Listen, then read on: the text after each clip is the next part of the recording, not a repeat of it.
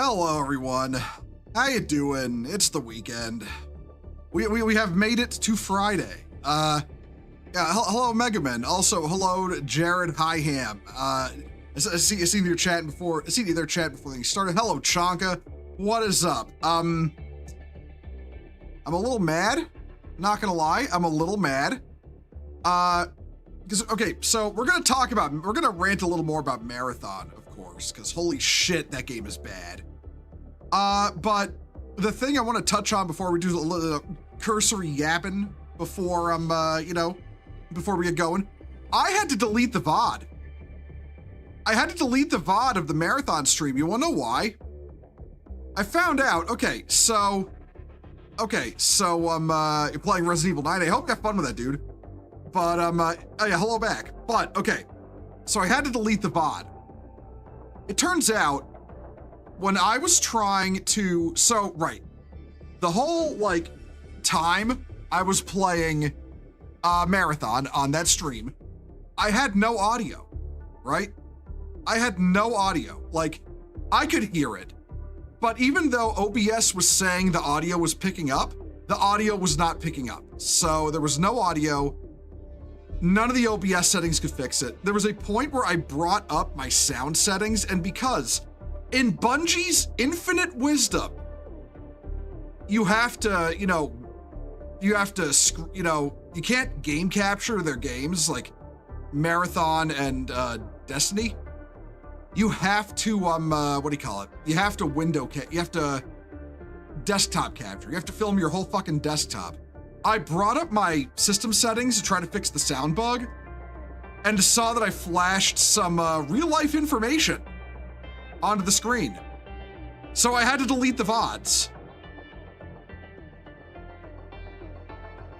Yeah, I'm not happy. I'm pretty certain over on Maximilian's channel, the VOD is up. You can watch it from his end. He got all the really bad bugs out of the equation, so this is the one you should watch anyway. But, yeah, the fact you have to window capture is stupid. It is stupid, because Bungie's fucking incompetent. That's why. They don't know how to program a fucking game. But, right. Okay, I'm gonna hold my anger about Marathon at bay for a little bit while we're letting people trickle in, while we're saying hello. Was it David Ellison got WB? I saw that. Okay. I was wondering why people were so fucking mad, right? A lot of people were mad, especially in say certain elements of the Kaiju fandom, because they were talking about how this is disastrous for the Monsterverse and all that stuff, how it'll kill the franchise. And it was like, how? Paramount does not own the Monsterverse. They'll just be distributing it, okay? So what exactly is going wrong, right? What exactly is causing these people to panic? It's distribution rights. There's nothing wrong with that. And then Hi,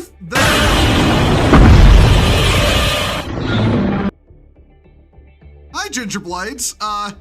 There goes my blood pressure. But I'm, right. So I was looking into this guy, I was looking into this, who's doing this purchase, and it's this, what's his name? I literally just said it. Yeah, David Ellison.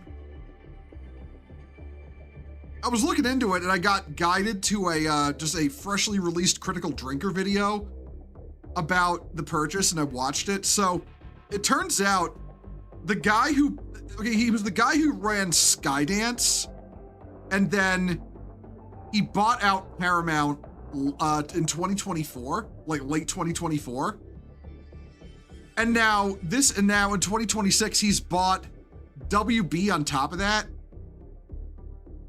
The guy's a certified chud billionaire. Certified fucking chud. Hates woke shit, hates all that. Fucking, he hates woke shit. He fucking personal friends with Donald Trump. They're friends. This is legitimately one of the best things that could have happened to WB and Paramount.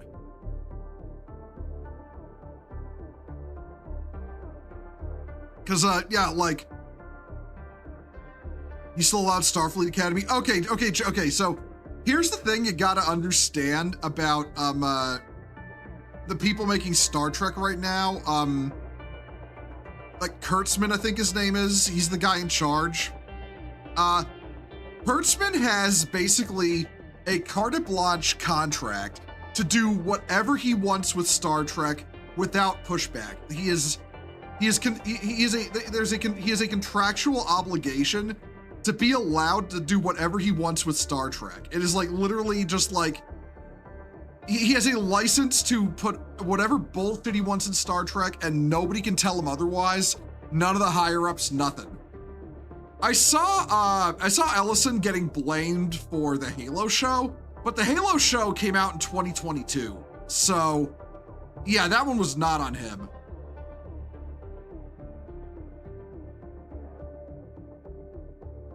As for Star Trek, yeah, that's blamable on fucking Kurtzman, I think his name is. He literally has an unbreakable contract that he can fuck up Star Trek as much as he wants and nobody can stop him. Hey EA, how you doing?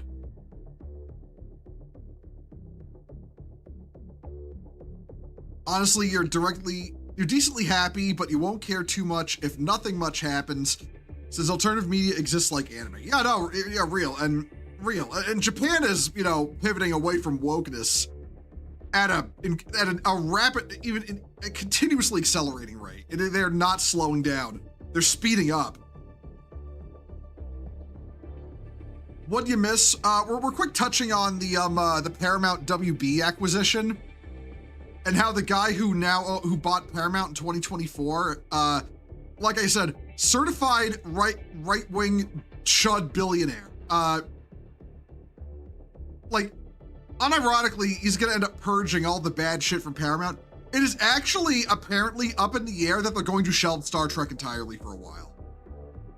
Like, that was a thing since I was aware of Kurtzman's status, didn't mean I have to like it still. Oh, I mean, yeah, look, I don't like the fact they put it through either, but,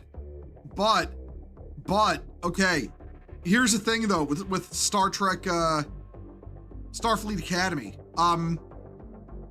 Apparently there are unironic talks to completely shelve Star Trek. Like, it looks like what they might be doing is if they can't get Kurtzman out, they're just gonna shelve Star Trek until he's not working there anymore. Or until the contract ends or whatever. Basically like, oh, we can't fire you because contract, but we'll ensure you can't touch Star Trek ever again until you're done. That appears to be the move they're actually going with for Star Trek. They're just going to shelve it for however many years it takes for Kurtzman to leave.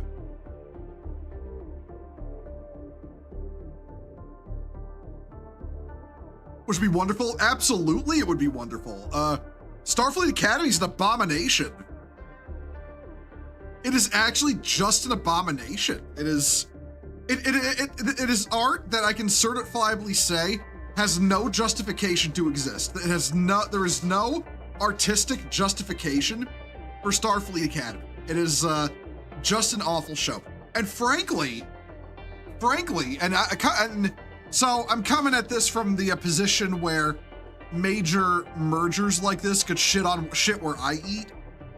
I'm really happy that, you know, a certified chud is at the helm with fucking, you know,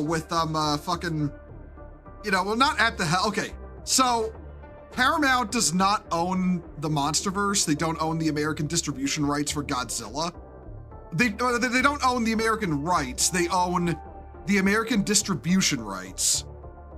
And the American distribution rights, you know, it's just to distribute. It's just, oh, okay, we're the people, you know, we're distributing the movies, we're not making them. Legendary Pictures still owns the Monsterverse in terms of like production and everything. But if, I will say, if Ellison wants to, you know, do a little bit of a nudge, you know, put his thumb on the scales, so to say, a little bit to try and keep the Monsterverse based. I'm totally fine with that. We talk about Netflix WB. Yeah. Well, okay, it's not Netflix anymore. Paramount outbid Netflix and is winning the, they've won the bidding war for WB. Paramount has won the bidding war. Paramount is owned as of 2024 by this Ellison guy, who is a, like I said, certifiable chud, absolute fucking chud motherfucker. I absolutely top tier outcome. Couldn't have ended better. Like actual total chud victory going on right now. A couple of mainstream media news outlets and a fuck ton of major IPs are now under the control of a guy who's friends with Donald Trump. This is the television and film equivalent of the EA buyout, of EA being bought out by, you know, fucking a bunch of Saudi Arabian weeaboo chuds and fucking what's his name, Kersner? Fucking fuck. He's like in with Trump too, and he owns the company that helped EA get bought out by the Saudis. Yeah, no, this is absolutely massive, yeah. Daily reminder that the Roman Empire held actors with the same contempt as sex workers. Yeah, I know that. That's actually, I think that's genuinely funny. Like, you know, the Romans were just like, oh, listen, you're whores just in a different way. Go, do your job as fucking whores that we pay you for and shut the fuck up. You know, honestly, we need to do that in America too. We need to treat actors like whores.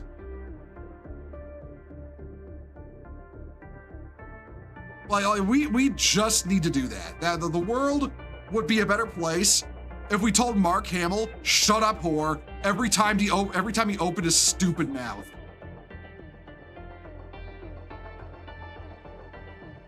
Still watching a stream, but you're putting on TV so we'll be trying. It's cool, dude. Listen, we don't mind lurkers around here. We love lurkers. Lurkers keep the stream going.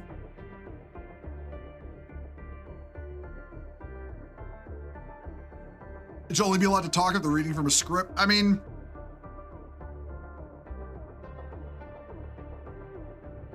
I don't want to go that far. But I would absolutely say their opinion should be treated like that of somebody who is just a whore. You know, like, you don't know shit. Shut up. You are a trained monkey that plays characters. Might actually see a positive turnaround in Western entertainment. I hope so. Since he took over, we've seen a lot of stuff from Paramount, especially on Paramount Plus, pushing toward appealing to the middle American demographic, you know, which, you know, very, very conservative demographic. We've seen that vibe shift happening at Paramount since he bought it. I'm trying to remember when the Halo show was canceled, because if it was after he bought it, there's a very good chance he was, excuse me, 5 out of 10. There was a very good chance that he could have been the guy who canceled the Halo show as well.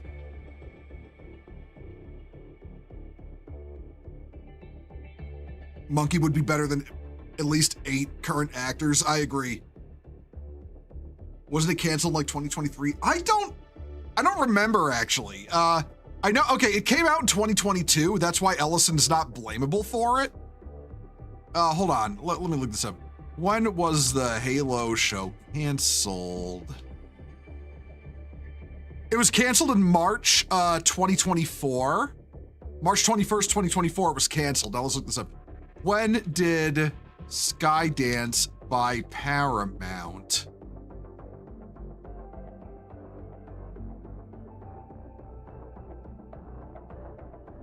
Okay, so Paramount was bought by Skydance Media on July 7th, 2024.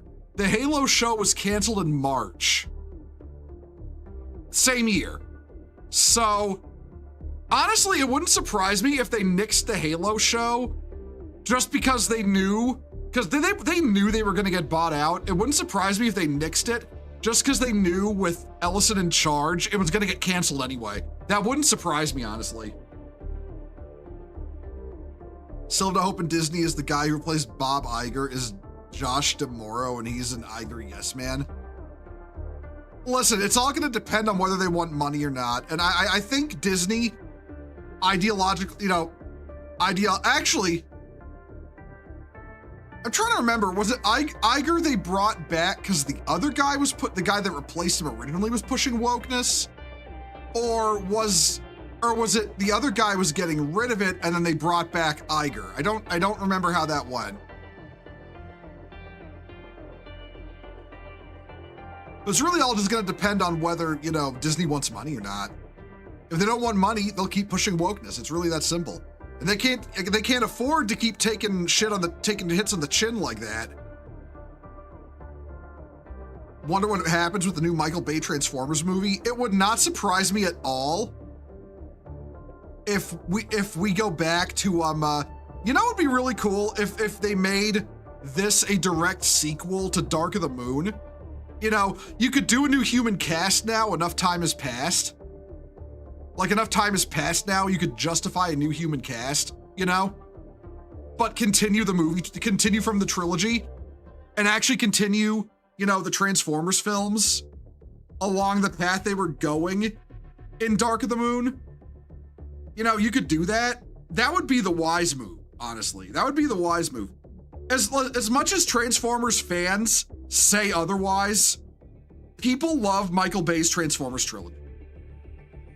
It's not like, okay, I understand the argument of, argumentum ad populum, appeal to popularity. It's a logical fallacy. That is true. A lot of people liking the Transformers trilogy does not mean they're good films. The fact they're good films means they're good films. So I'm not arguing popularity here. But they made billions for a reason. Because people liked them. People enjoyed watching them.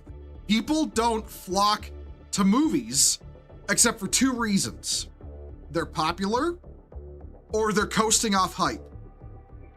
And I guarantee you, you do not do that 3 times in a row if it's coasting off hype. Technically 5 times, but by the 5th movie it was dying down, and the 4th and 5th movie was where things started to stumble, with the 5th just straight up falling on its face.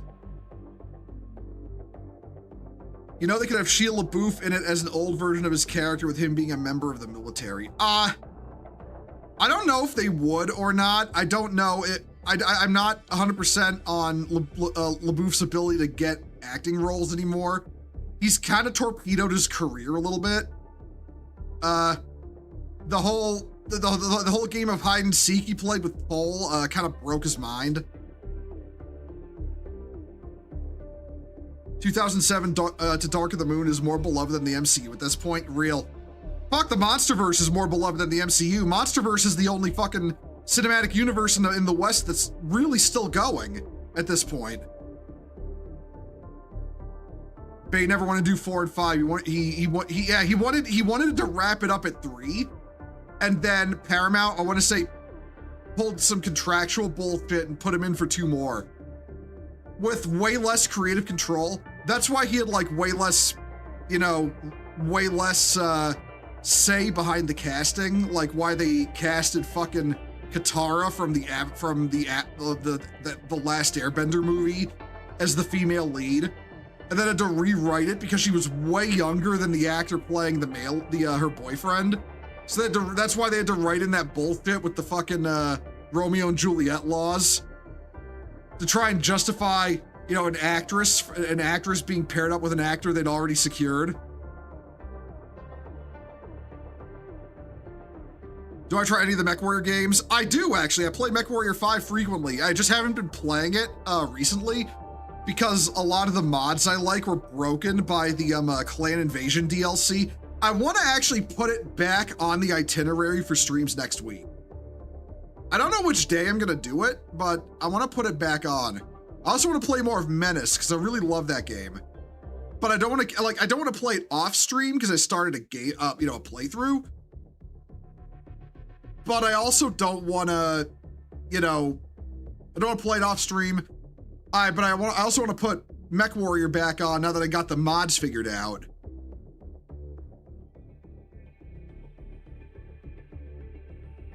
Best comedy today is Dev claiming Sienna Centers. Don't get me started on fucking Dev. God, I don't know why Arch puts up with him. Like, I understand Arch just kind of keeps him around as the monkey everyone laughs at, but man, fucking Dev. His fucking pedophile ass comments on Twitter. Pedophilia isn't actually illegal, So what? So fucking, who cares if it's illegal? It's fucking aberrant. Who makes that kind of argument? Pedophilia isn't actually the crime. Touching a child is, who cares? Who the fuck cares? Wood chipper. I don't care if if they fucking touched a kid. Wood chipper, okay? Arch puts up with him because people pay him to harass. Okay, you know what? That I get. If someone paid me to harass Dev, I'd harass Dev more often too. What did he fucking say? Okay, you know what? We haven't started yapping yet, but you know what? I'm gonna look up the post and we'll start on that note.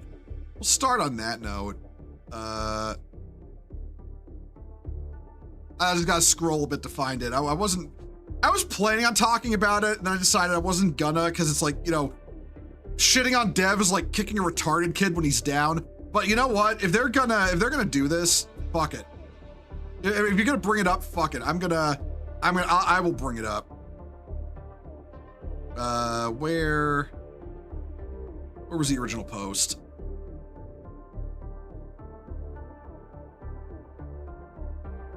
Where was the original post? I'm looking, I'm scrolling, I can't find it. Why can't I find it? Okay, I'll do the next best thing.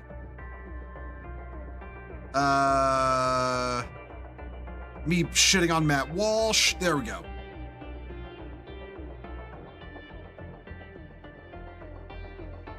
All right, okay, let's get this on here. Hold on.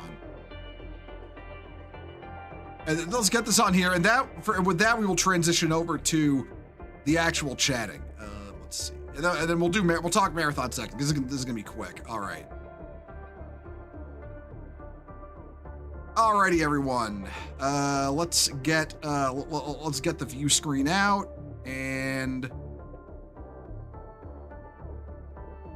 there we go. So this was Dev the other day.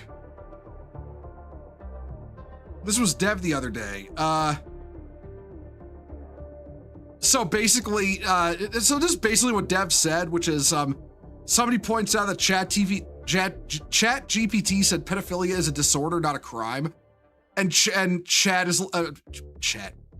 Dev is like, this is actually true. Being attracted to kids is not illegal.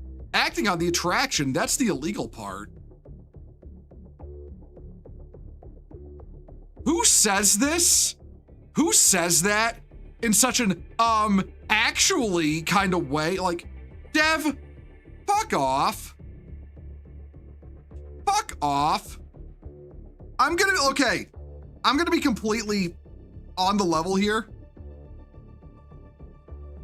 If you consider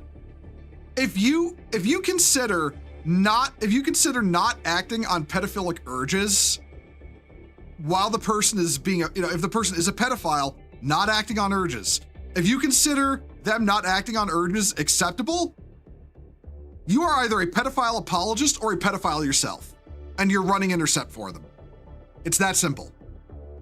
It's that simple. Pedophilia is fucking aberrant.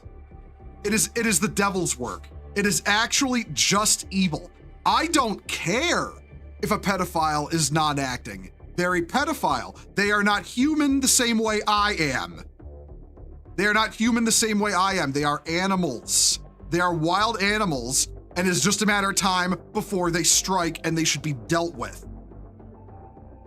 Like minimum, if you are discovered to be a pedophile, life in prison, no trial, no chance of parole ever.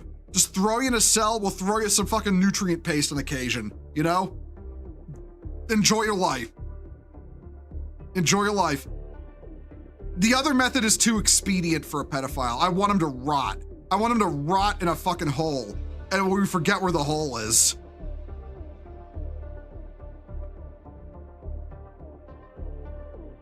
ChatGPT is fucking moronic. It is moronic.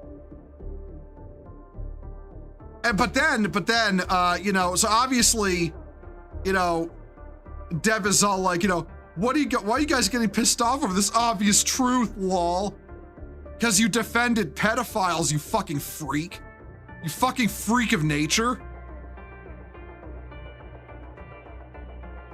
And of course, you know, I'm just gonna be honest with y'all. He did not get 25,000 likes organically. He bought likes. He bought likes for this fucking post. All right? He bought fucking likes for this post because there ain't no way 25,000 people liked him defending pedophiles. Dev, you know what? If for some reason you watch this, if you did not buy likes, show us your bank account information for the past 3 months. You stand accused of buying likes for your post until such time you can prove you didn't. Called in the Jeet mob? Yeah, real. Or you know, the Chinese, whichever provider he bought. But then also, somebody pointed me to this. This is some audio from one of his streams. We're just gonna play this out loud now. Okay? Music off, here we go. If I knew for sure that someone on my server was trying to diddle kids, then I'd ban them like 100%. Yeah, but like, off your server though? Hey Dev, what's up? Hey Holtznader, what's up? Like, if none of it was happening in your spaces, it just, I don't know. It feels wrong to me. Wow, Dev. So what you're saying is, you are totally okay with pedophiles being on your server. Oh, as long as they're not acting on it, but you're totally okay with them being on the server, which means you are totally okay with the chance that a pedophile is in the same space as a child. That's what you're okay with. That is what you're okay with when you say that. That is what you are okay with, Deb. I'm starting to think he's running intercept for pedophiles for very, very disgusting reasons. I won't say it out loud. I'm on to you though, Dev. I'm on to you.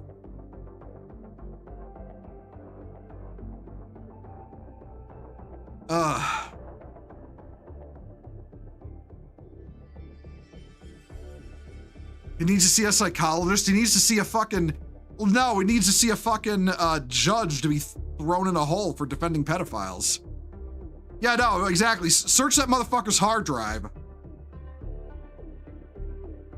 Someone needs to search Dev's hard drive right now.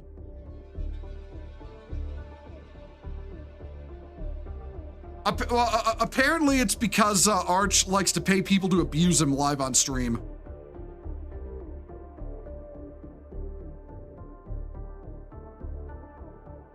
He's a sucker for that, he's a sucker for Lilith Lovett. Yeah, no, Dev simps for her all the time. I'm pretty certain he wants to fuck her. Lilith Lovett has gone on record, I will point out, of being proud of the fact she's a former child prostitute. I mean, yeah, there you go. There you go.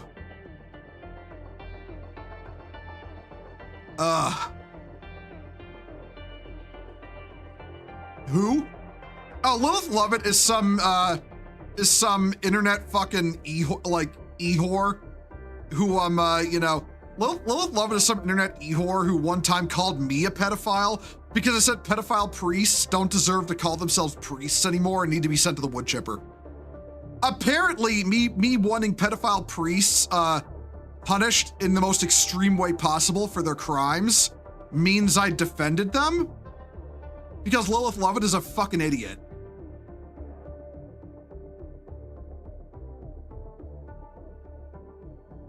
Thoughts on the Gate trailer? Okay, the fact it's, I'm just gonna say this real quick and then we're gonna move on. The fact it's about naval combat has me wanting to go and rewatch Gate Season 1.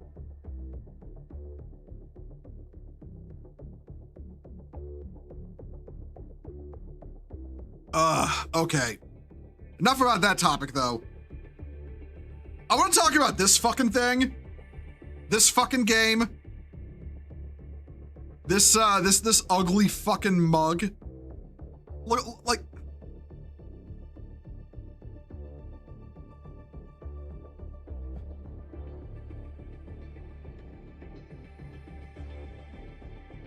okay. I'm sorry for my silence there. I'm looking at my monitor. I'm trying to make heads or tails of this fucking face. What is that on screen? It's from Marathon. This is from Marathon, which I played last night on stream. Which I said earlier in the stream, the VOD is gone now because I had to delete it. Because Bungie in their infinite wisdom making you have to fucking window capture, screen capture to stream their fucking games caused me to flash IRL information while I'm trying to repair a sound issue. So I had to delete the VOD. I'm still pissed on that. If you go to Maximilian ENVT, go to his fucking Twitch account, you can see his view of the VOD. It's fucking bad.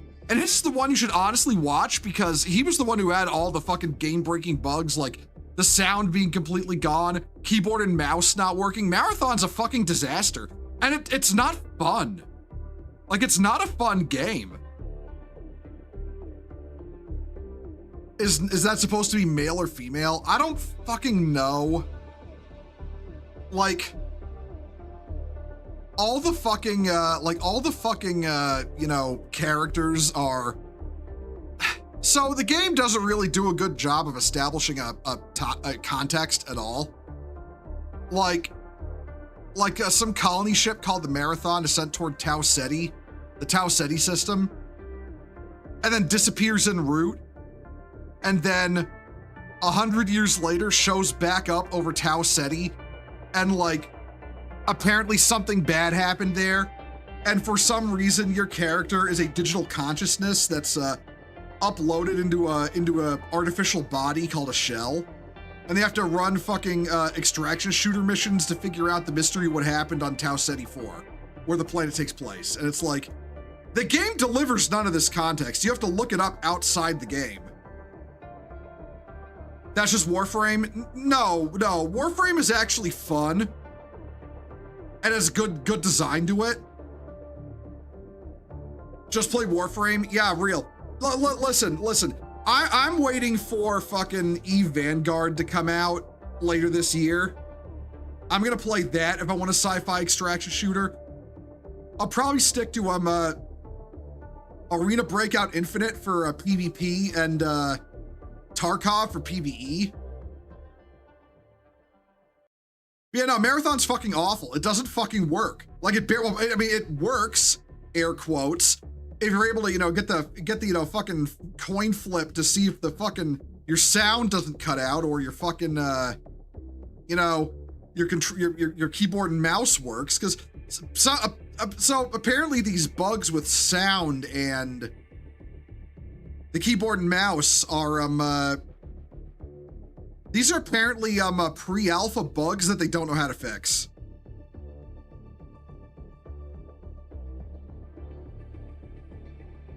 Sad that this atrocity can exist while games like Boundary and Dreadnought get access. I remember Dreadnought. I fucking love Dreadnought. It was fun as fuck, but yeah, it just never caught on. The fact you have to do research in order to play a video game is insane to me. Oh, no. It's not that you need to play it. You need to do research to understand the context of why you're even doing the thing in the game. Otherwise, it's just completely blind, mystery box, J.J. Abrams style bad robot bullshit. Where you have to like, just unlock all the achievements and you might get a semblance of a story. Like, you can't tell stories like that. And even then, it's just like,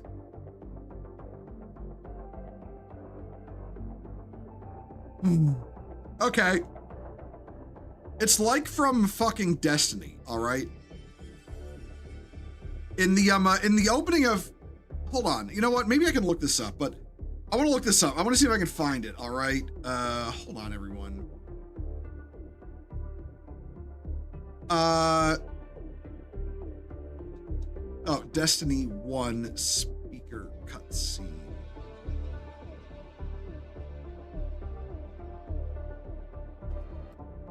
Okay, I think this is it. Yeah, I think that, yeah, this is it. All right, hold on. Let's watch this. So, this is footage from Destiny 1. Another game by Bungie, pretty infamous in its bad storytelling department. So let's just let this play out.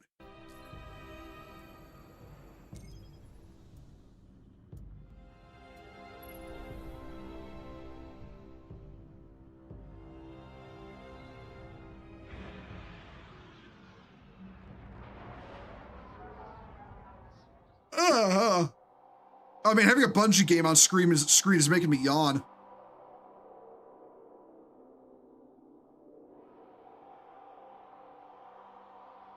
Marathon, a predecessor to Halo, reduced to extraction shooter slop, real.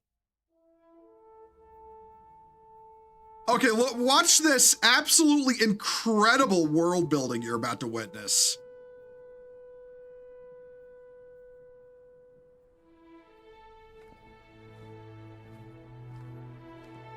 Yawn a little wider for you. I think I'm all yawned out now. Also, hey Damien, how you doing? Let me give you a shout out. There was a time when we were much more powerful.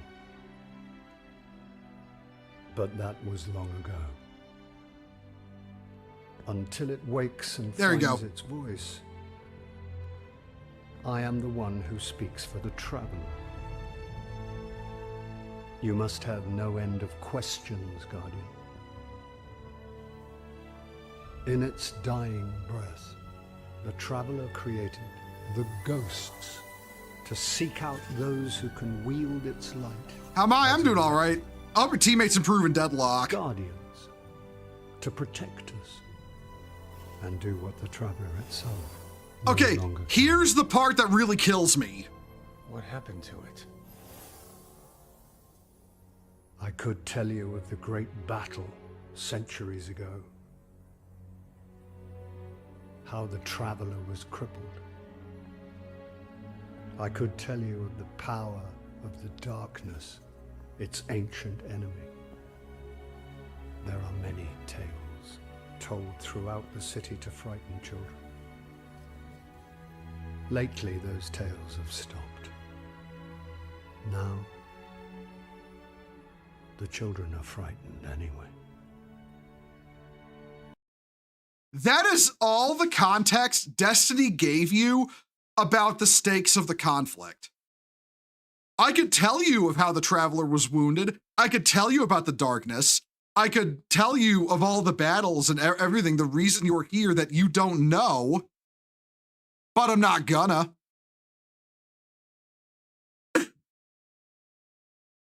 I'm not gonna tell you why. And then you go out into Destiny with zero, you legit went out into Destiny with that was all the context you ever got in Destiny 1 before the Taken King expansion. And here's the hilarious part. Marathon doesn't even give you that. All right? Why are you on Tau Ceti 4?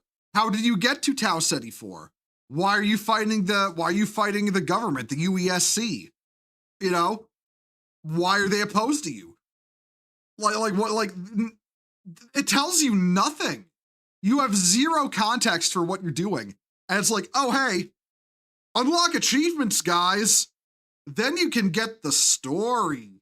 Or here's a crazy concept, Bungie. Make a story-driven game.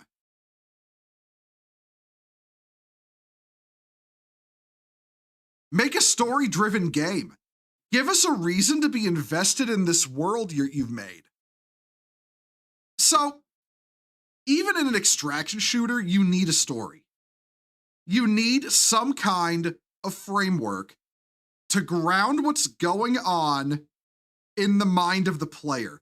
When you can ground what's going on, why you're here, why you're doing what you do, why you're helping who you are and who you're opposed to who you are.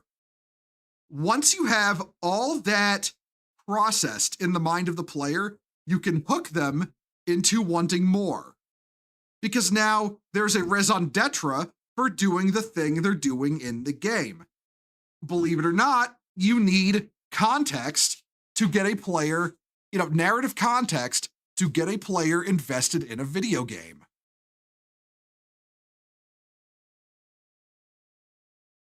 So when basically you give the player nothing, like in Marathon, but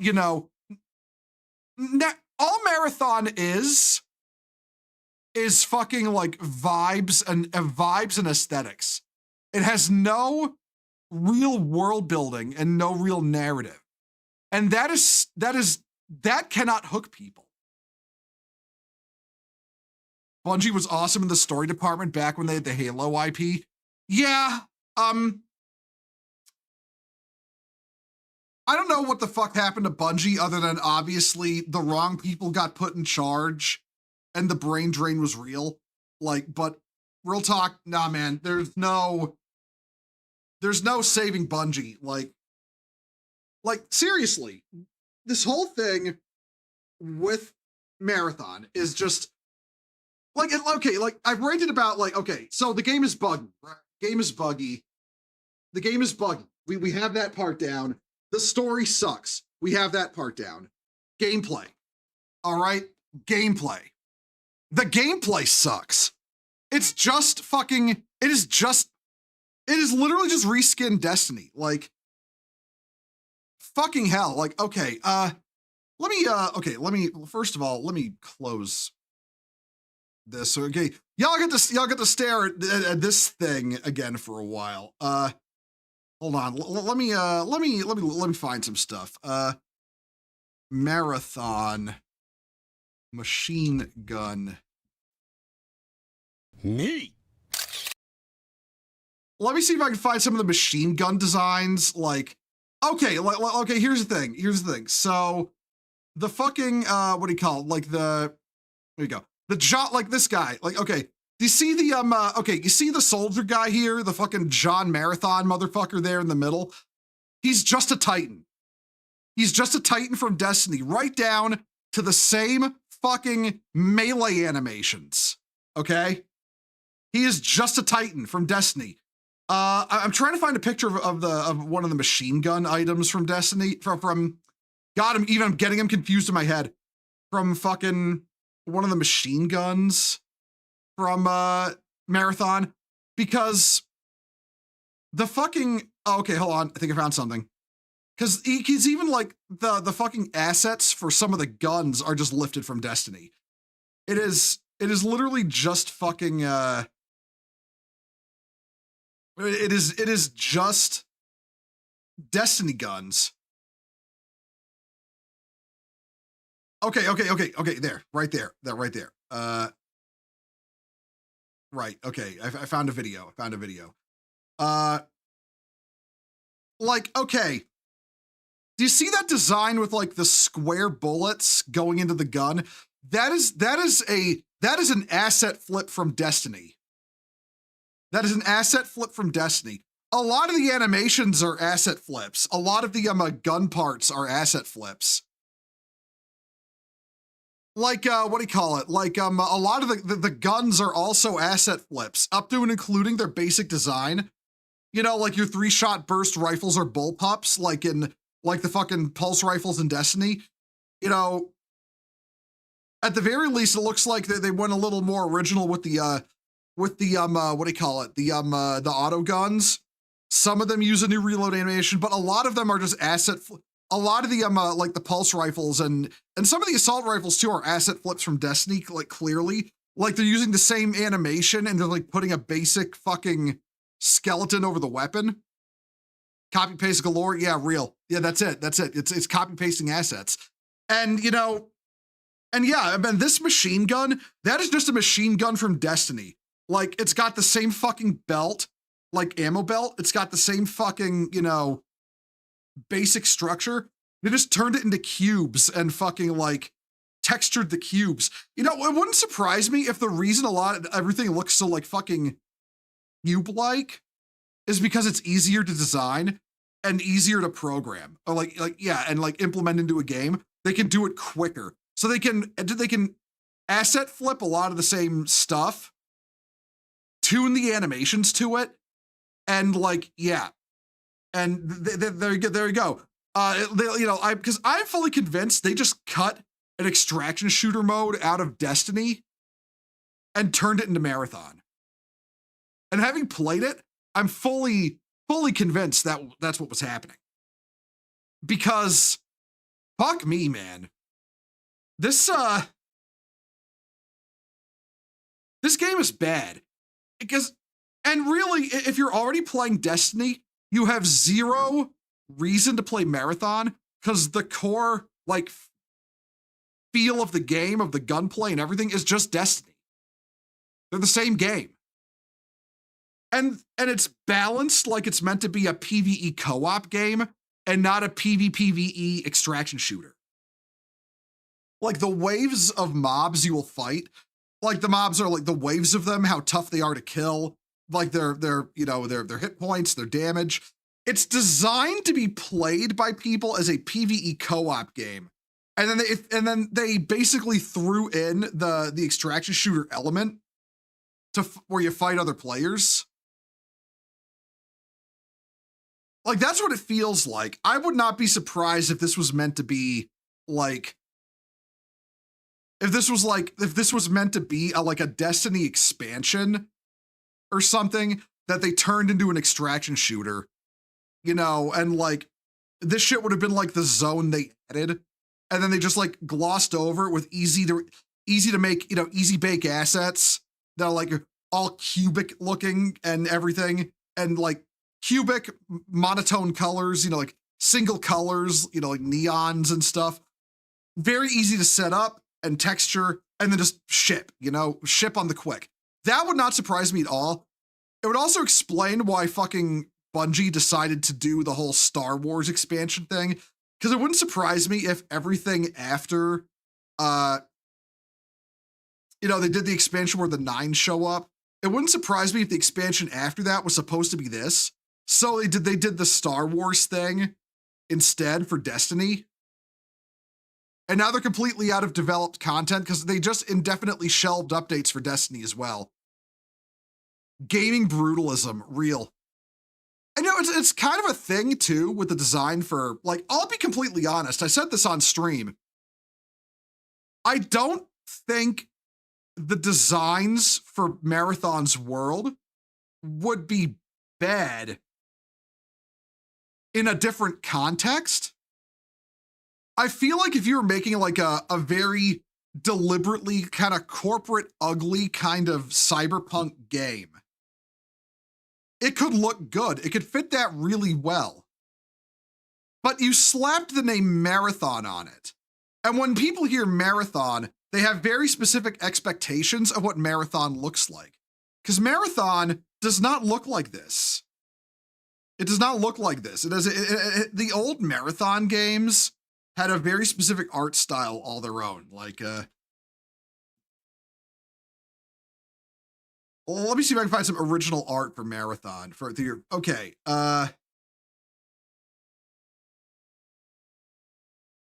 For the original release. Here we go.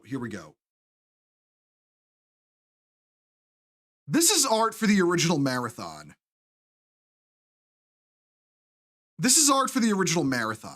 Now compare that to this. compare these two. Are these anything alike?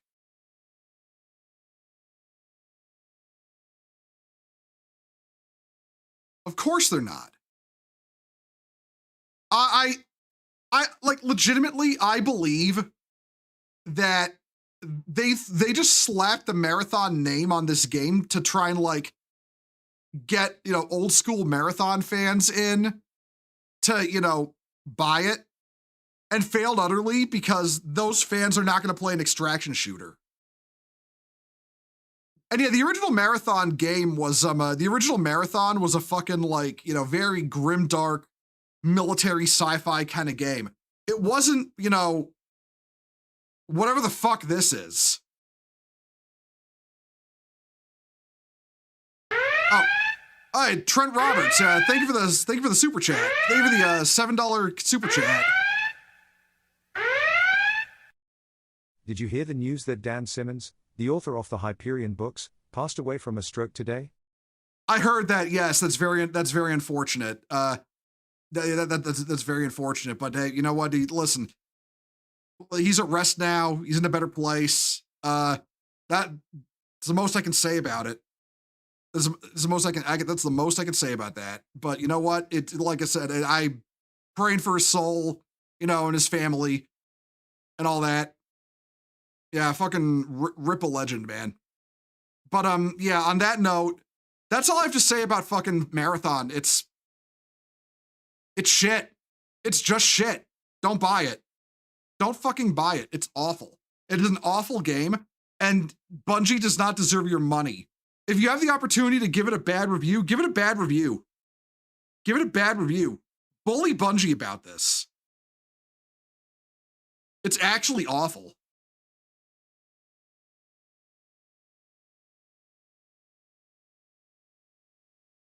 Total bungo death. Yeah, no. Fuck Bungie. They're a dead company. They will be actually a dead company because of the flop of Marathon. They have no plan. They have no backup now. All right, we're gonna move off this topic now. Enough rambling about shit that's pissing me off. Let's talk about stuff that I like. Oh, by the way, in case you're wondering, everyone, real quick. This is why this right here is why people are shilling Marathon. Just drink that shit in for a minute. I will be right back.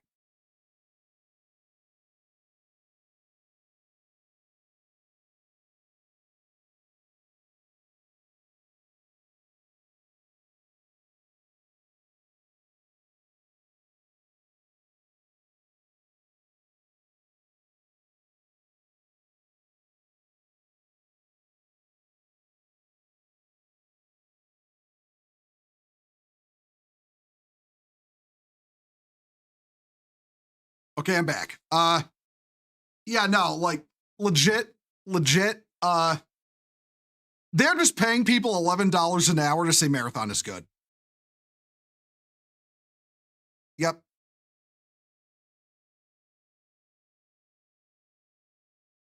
That's it. It's paid. All the people saying Marathon is good are paid.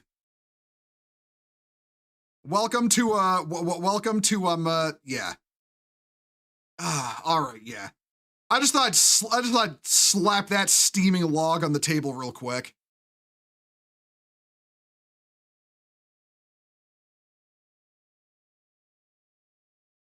Let's see. Let's get this to that. There we go.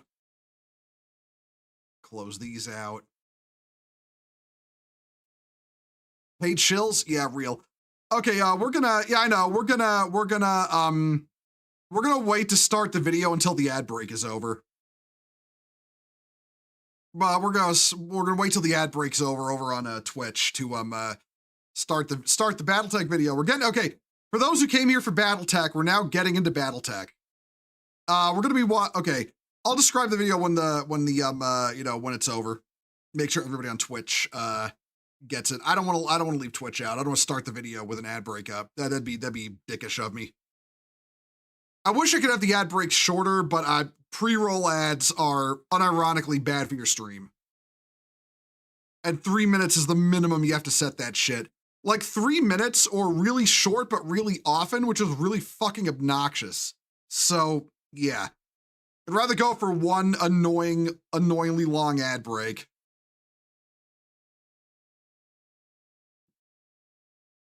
Tex Talks, yeah, no, I fucking love Tex. He's a cool dude. He's a cool dude. Like, yeah, no, if there's a lot of, wannabe Battletech lore video people, but I go in the reinforcements. I go to Tex every time. Hey, Temp, how you doing? Thank you for the raid. Welcome, raiders. One moment. Shout out. Temp Kitsem. There we go. Oh, you're playing Resident Evil Requiem. How was that, dude? How are you doing there? Is it any good? Well, like, is it any good? Like, real quick, just for the Resident Evil fans.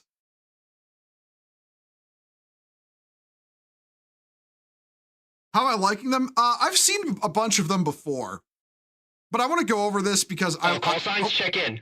Oh, hey, Tap, grats. Thank you for the Prime subscription. Grats on 2 months.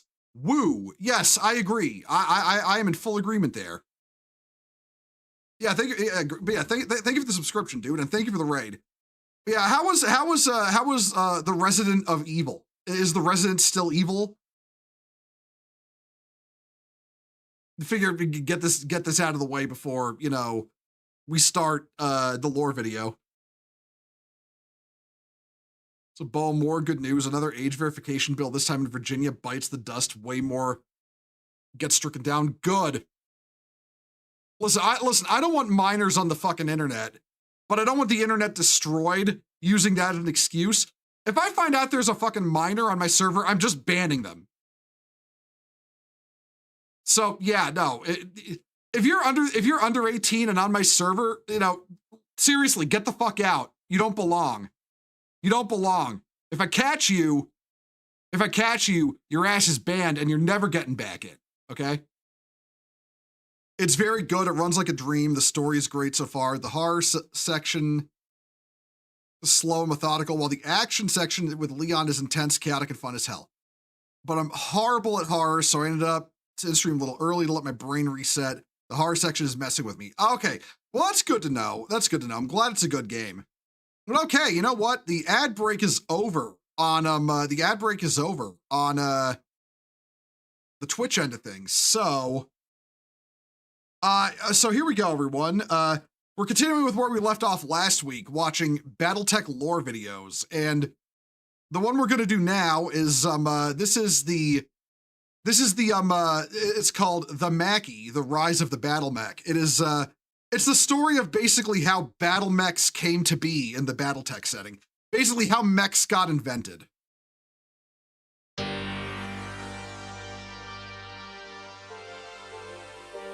Is that a good volume, everyone? Is that too loud, too quiet?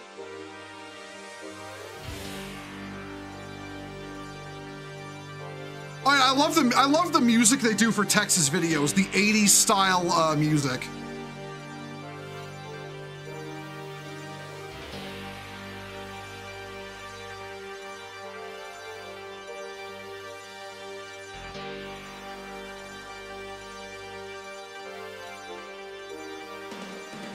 Since at max, yeah, real.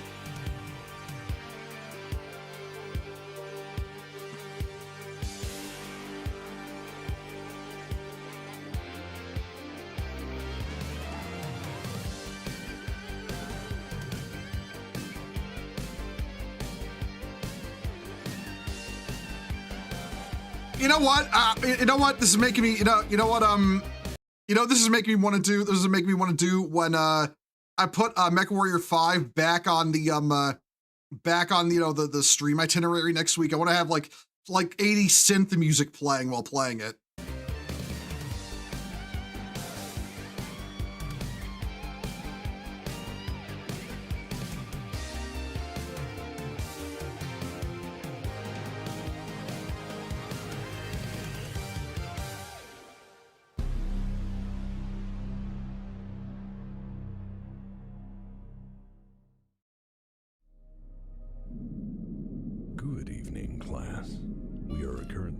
out to our brand new, hopefully secure lecture location. I'll ask again if the volume is okay for y'all, just to make sure. Secure, but what do you expect from a place like Space Station 13?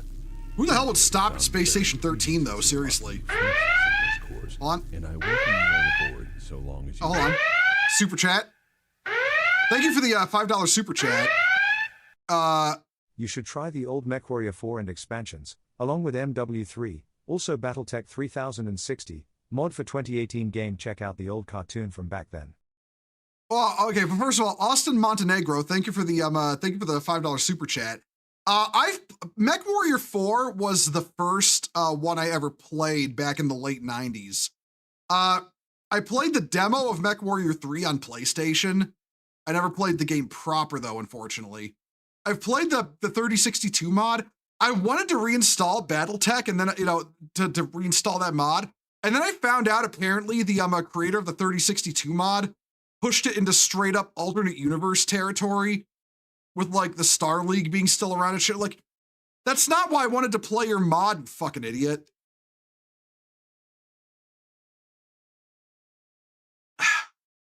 I really don't like it when fucking mod makers like that get it so in their head to just create an alternate universe out of the thing when the whole point of the mod originally was lore accuracy. And the non-canon stuff in 3062 was just like optional side content you didn't have to install. That actually pisses me off. Because now I don't have a reason to install the Battletech strategy game anymore. Because the base game itself is really weak. And I don't have a reason to install it now. Shit. Break the coffee machine. I am auditing this class. I am not staying because I like you. Yes, lots of wonderful new faces. Anyways, I am contractually obligated to continue my lessons regardless of location or circumstances directly related to the last place blowing up on us. Please bear with this interim setup. Now we get to talk about warships for like 40 minutes. This lecture will cover the story of the first Battlemech. And ladies and gentlemen, this story is a stranger tale than most historians would care to admit. Through the course of my research, I found that the story of the first Battlemech is not what you would expect. This is a story about proliferation, greed, politics, and the balance of power. This is a story as much about the early inner sphere as it is the concept of the Battlemech itself. With that in mind, we have this video's background relevant. This video's gonna go over like the history of the inner sphere and how the Star League formed. To properly tell the story of the road to the first Battlemech, I have to tell a tale of history, of politics, of industries and war. I must tell you about dying worlds and the men who burned them. The story of the Maquis and its development is a strange tale, one mostly lost to history, and has required enormous research to find the truth, or at the very least, what truth survives. We begin with a lesson on the modernization of war, and so we turn our calendars back to a dark age, the early years of interstellar Terran civilization, and the brutality they so eagerly visited upon each other.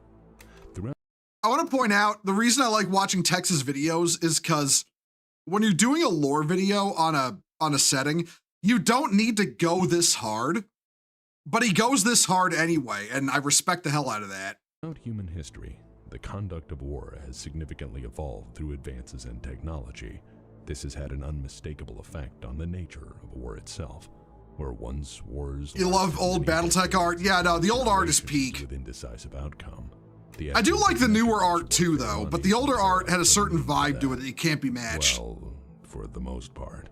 Enabled primarily by the vast industrial efforts to mass-produce the necessary war material at a frantic pace, the dawn of the industrial age allowed full transition to mobile warfare strategies.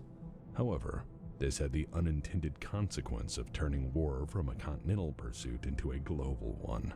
The rapid pace of technological development resulted in war becoming faster and more focused than ever before, but it also meant that a war could escalate far beyond its original point of conflict.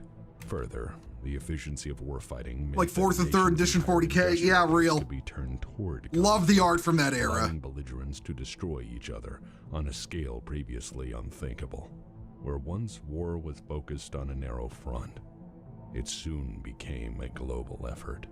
Nations and alliances learned that the only way to maintain peace was to prepare for war, to have better weapons and more soldiers ready to use them.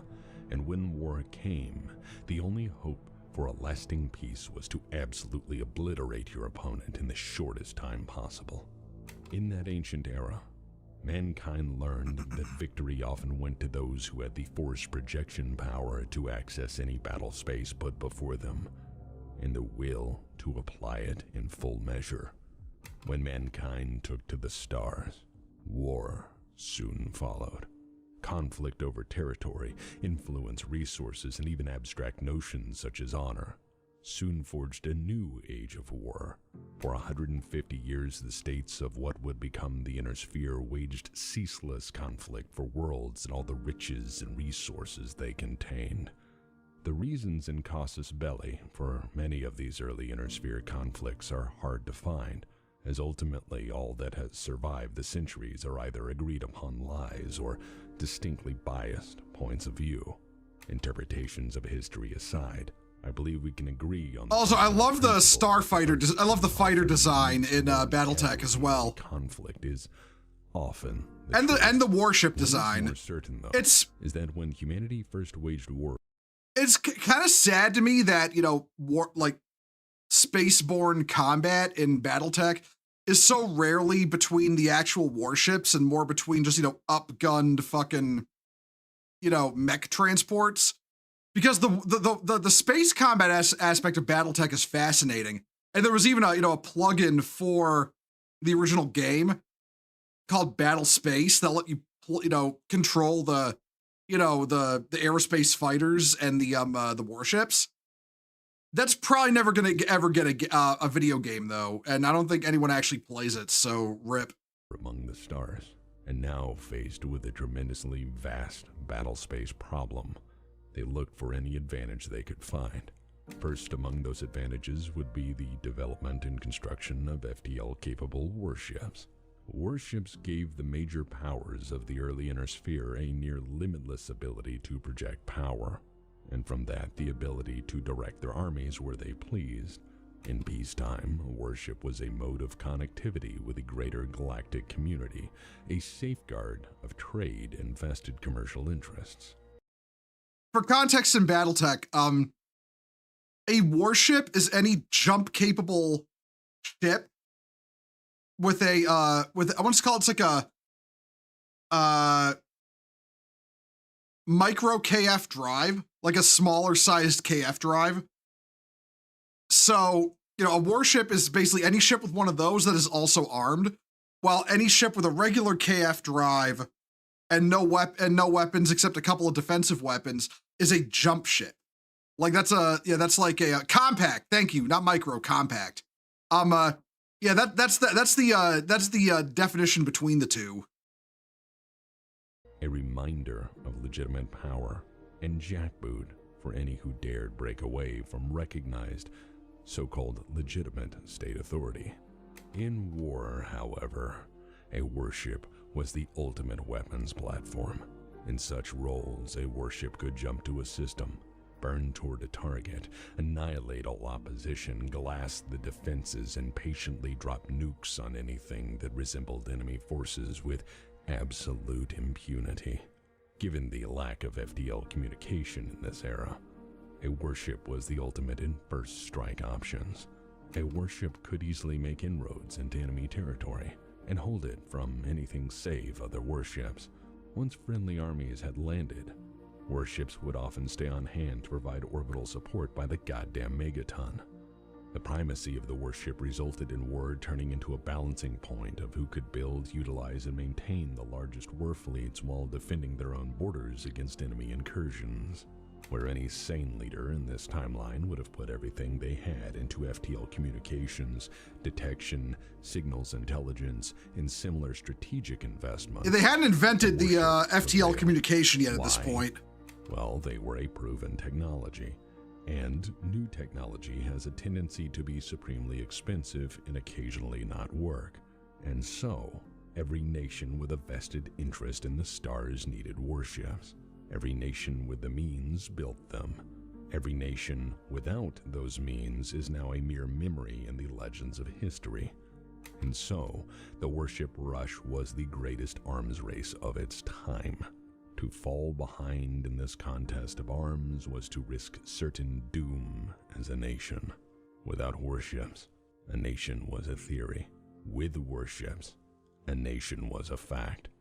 Any other technology was on the back burner, a distant second to the primary strategic weapon of its age, the warship age, as I'm inclined to call it. The shipbuilding firms of the Inner Sphere competed for who could build the largest and most capable fleets to not only guarantee the primacy of their respective nation. I'm not gonna lie, with my further, okay, in the history of man. With how much I love space combat, you know, and naval combat, we need a picture like this for me. The USS pretty much any time Bohemond talks about warship, talks about, you know, warships or whatever, because. Man, listen, I understand the tism. I understand the tism in this time. To that point has been as profitable, and the shipyards of the Inner Sphere were only happy to have the work. But, while highly efficient, warships were not a kind or discriminate tool of war. In fact, the cruelty of the warship-centered fighting doctrines of the Inner Sphere was the stuff of goddamn nightmares. There's a saying that's as old as war itself, that static defenses are the graveyard of armies, and for that, empires. And in the age of the interstellar warship, static defenses offered near-zero protection against the dump truck of nukes that would come knocking from on high. In this early era, the only thing that could effectively stop a warship was a warship, and with the sheer destructive power a warship brought, and this being an era in which FTL communication was still a distant pipe dream, such conflicts inevitably escalated beyond any hope of control. Without good intelligence or detection capabilities, wars would begin in this era as preemptive strikes to stop the enemy before action could be taken. Paranoia ruled the day, and it was reasoned that if your enemy could, he would attack. On the ground and the skies above, nuclear weapons were considered the standard munitions for entrenched opponents, and any tactic was considered reasonable if it won victory. It was a terrifying time to be alive, for fear ruled the day, and uncertainty provoked war more often than not. By the I'd like to point something out. There's actually okay. I was talking last time we watched one of these about how Gundam forgot about combined arms entirely, you know, by the time, like, say, 0083 in the Universal Century. One thing I'll criticize Battletech about is it runs off that very false belief that, oh, we have a ship in orbit with nukes, we win. That is not how that would work. That is not how that would work. Just like, oh, just nuke the target, you know, that is not how an interstellar invasion would work. You know, especially when, you know, habitable worlds are a premium. You would you would absolutely use, basically, I would say orbital strikes would probably be limited to you know, conventional missile strikes, because anything else that would be able to accurately hit a target would either be a kinetic shot that's far too powerful for the intended target, an energy weapon that, once again, in order to breach the atmosphere, would have to be like a nuke anyway, or just a nuke, you know? Because orbital targeting, you know, or like accurate orbital targeting with shots that can get through the atmosphere would generally, you know, outside of guided missiles, would require things so powerful that, you know, the only option would be usually to nuke it outside of like guided missile strikes. And basically you would want to, you don't want to nuke the infrastructure of the world you're trying to conquer. You need the planet intact. Yeah, Atom Fire, you need the planet intact. You need the infrastructure intact. And not to mention, if ships can shoot down, the planet can shoot back up. And the planet can hold way more guns than you can and doesn't need all the heat sinking your ship does. So yeah, the whole idea that, oh, well, ship have nukes, it win. Nope, that is not how that would work. It would absolutely still be clashes of armies and not just, constant orbit to surface nuclear exchanges. Battletech gets that wrong, and it really kind of gets it wrong to set up the rise of the Battlemech in the setting. But it is a point I criticize, because it's not how war would work. 2400s, the cutthroat nature of interstellar war had left their mark, and casualties of this era were truly catastrophic. Small border skirmishes often escalated into nuclear slapfights. War was dirty, and with no rules to follow and no penalties for escalating conflict, war was nothing to shy away from. Doesn't even cover that a sufficiently advanced civilization should have a way to counter orbitally launched munitions such as bombs and missiles. Yeah, exactly. We can do that now, let alone in the 2300s. Named Tintavel. The planet had been a possession of the Free Worlds League for a time, but the constant state of border friction and rapid pace of conflict resulted in planets changing hands frequently. Tintavel was not unlike many border worlds of this era, changing flags as much as one might change their socks. War came to these planets frequently, and regimes rose and fell so often most citizens paid the status of nationhood no mind. You have to understand that decisive outcomes during this time were relatively few, as that which could be easily captured would in turn be abandoned when the enemy inevitably retaliated in kind. Territorial conflict in the early Inner Sphere was a game of give and take. The only orbital bombardment somebody fouled or dropping asteroids. I mean, zones, all the while protecting your own core territorial holdings. I mean, you could absolutely do nuclear missile strikes, but it would in order to get past planetary defenses, it would have to be an absolutely massive saturation bombardment. I'm talking like I'm talking the scene from the Expanse where Mars fires at some nukes at Earth, and only one missile gets launched, and out of like the hundreds of nuclear submunitions fired, only one manages to get through and hit Brazil. Like, yeah, it would have to be an absolutely ridiculously big saturation bombardment to get nukes past any kind of planetary defense. Losing a few planets to gain a few was normal, and without effective, faster-than-light communication, as mind you again, this is 2 centuries before the HPG was invented, you could easily start a war and not know what you gained until many weeks later, if not months later, when your ships finally reported back. If they reported back. And with that strain on communications, having to ferry messages to the front and back with ships, it was only natural for bad situations to get exponentially worse as battlefield commanders made guesses involving strategic weapons and not knowing the full picture.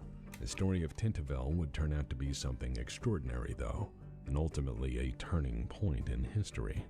On Tintavel, both sides dug in and engaged each other in the tried-and-true inner-sphere warfighting strengths, cornering and pummeling an opponent with every piece of ordnance at your disposal.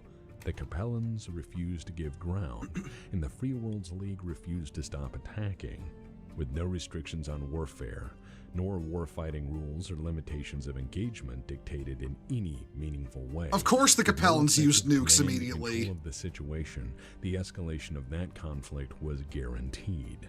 Nukes were involved on such a scale that by the end of theater combat operations, the planet was useless, both armies were absolutely brutalized, the population was decimated, and at the cost of zero strategic benefit. 2 armies fought over a world until it died. In history, it became known as the Tintavel Massacre. The outcome of this singular border conflict was that, for once, the nations of the Inner Sphere seemed to realize that the constant state of war Moreover, war without rules or limitations imposed on the belligerents was potentially a foolish course of action. After all, what use were worlds gained if they were now irradiated wastelands? What armies would follow you if all they could look forward to was being annihilated by a desperate enemy using the most... As you say, fuck Capellans. Yeah, fuck Capellans. What nations, when faced with annihilation... Burn the Capellan Confederation to the ground. Weapons of mass destruction as a final measure of defiance. What measures might retaliation or revenge take in form in an era where nukes were frankly fucking boring?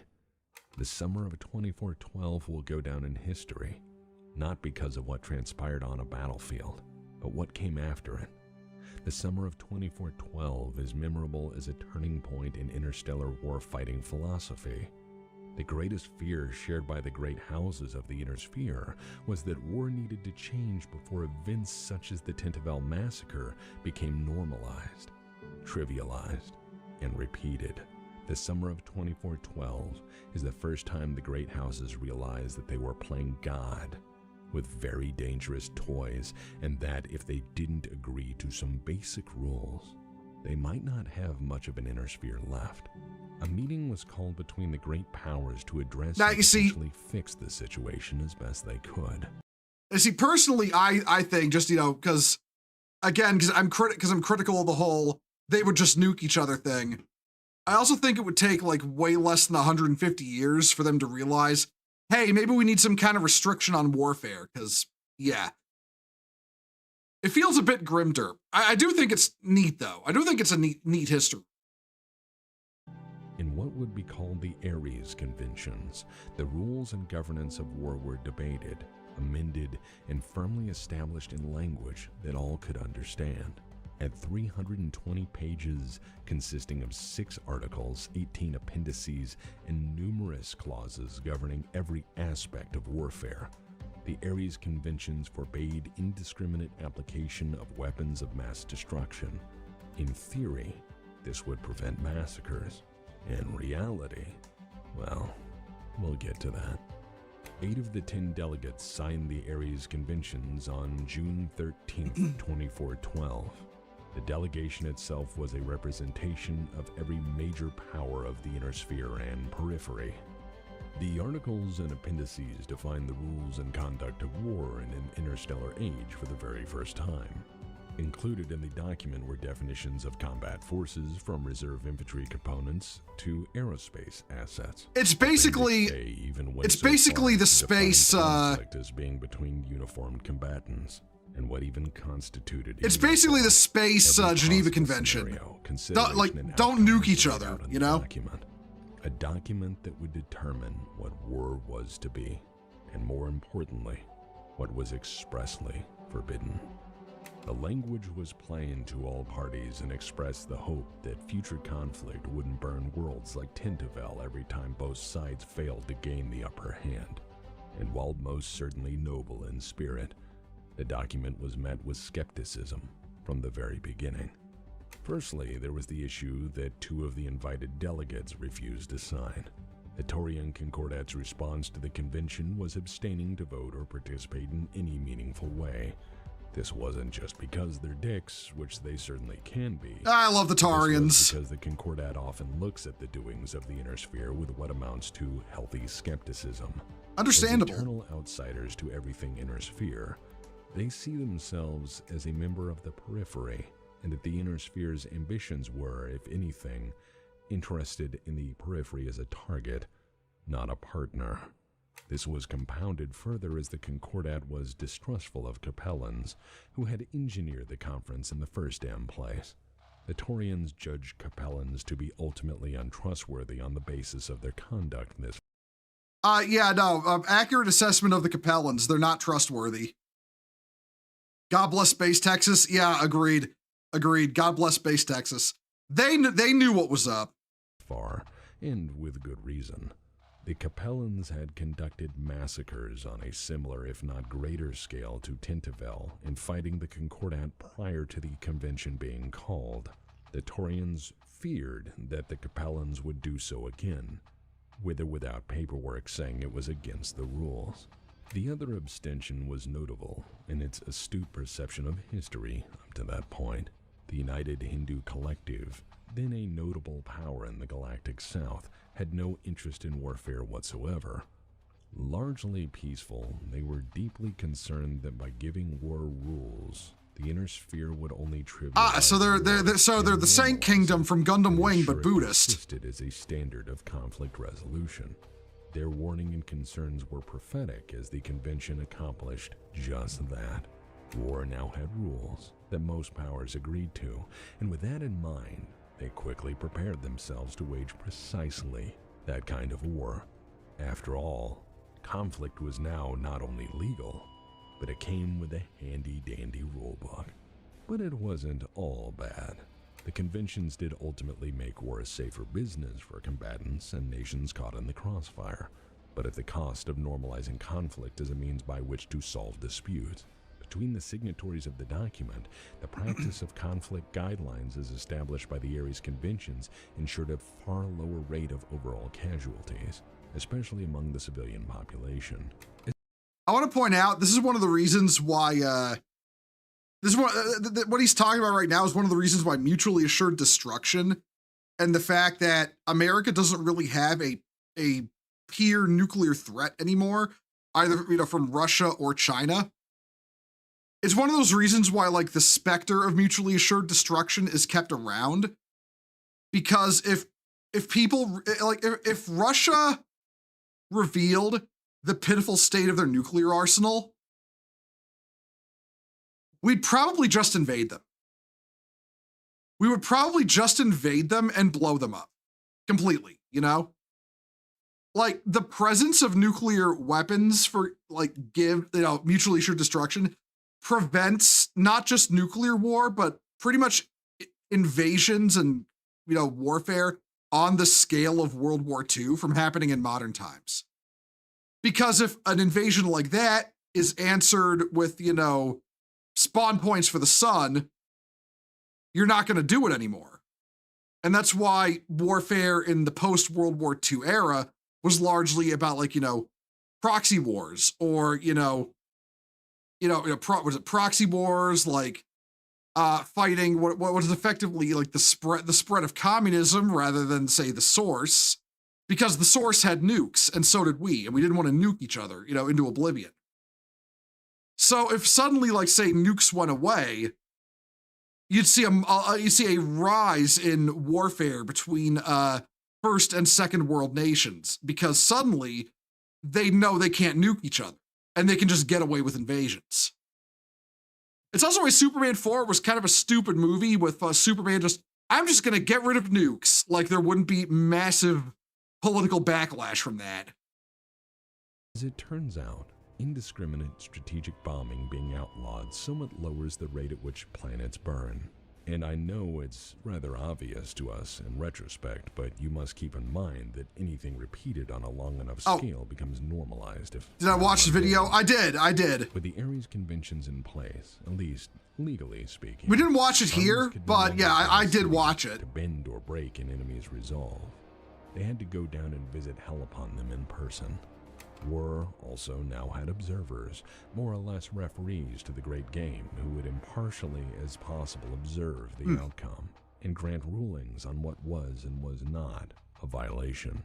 War became a game, and for some in the Inner Sphere, a national sport. We know with the Geneva Conventions in real life, that is really all war is. On the militaries of the Inner Sphere, which is kind of first and foremost dark to think about. Have been a factor in war planning since their inception, delivering crippling first strike capabilities with impunity before effectively blockading a world, raining hell from on high, and protecting the transport of troops following for the invasion. With the warships no longer able to pummel the enemy without violating the conventions, war had to change. Warships no longer... Just imagine if the US somehow made the neutron jammer and jammer canceller from Gundam Seed. I mean, okay, something like that is pure science fiction, but hear me out. Our capability to intercept nuclear weapons is way higher than you're led to believe. And on top of that, Russia and China do not have as many ready to go nukes as they want you to believe. Or as, not as they want you to believe, as they want you to think. Like, I want to say, like, I've talked about this before on stream. I want to say it's like Russia's, actual, like, ready to launch right now number of nuclear weapons is like 20% of what they say it is at a liberal estimate, and probably less than that at a conservative estimate. And we know most of China's nuclear arsenal doesn't work because the doors of the silos don't open and they don't have fuel. So yeah. If it came down to Russia actually launching the nukes they could launch, we'd probably intercept pretty much all of them. Afforded the great advantages they once did outside of serving as a strategic reserve and deterrent fleet in being. And as such, there were few benefits to developing grander scale weapons platforms under the shadow of the Ares Conventions. So, the great powers of the Inner Sphere devolved into constant, low-scale conflict within the designated rule set, fighting wars over planets, and mostly sparing populations in the process. For a time, the balance of power was maintained, and war put on a new phase. Whereas some would embrace the stagnation enforced by the Ares Conventions as a sign that perhaps peace or mercantile pursuits would win the day and balance the equation of a nation's primacy among the stars, others would always search for a military advantage.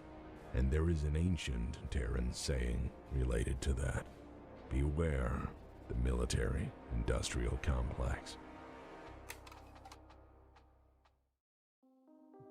Located across the oldest worlds of mankind was an interplanetary government. Oh boy, time for economics. The ashes of the early Terran alliance.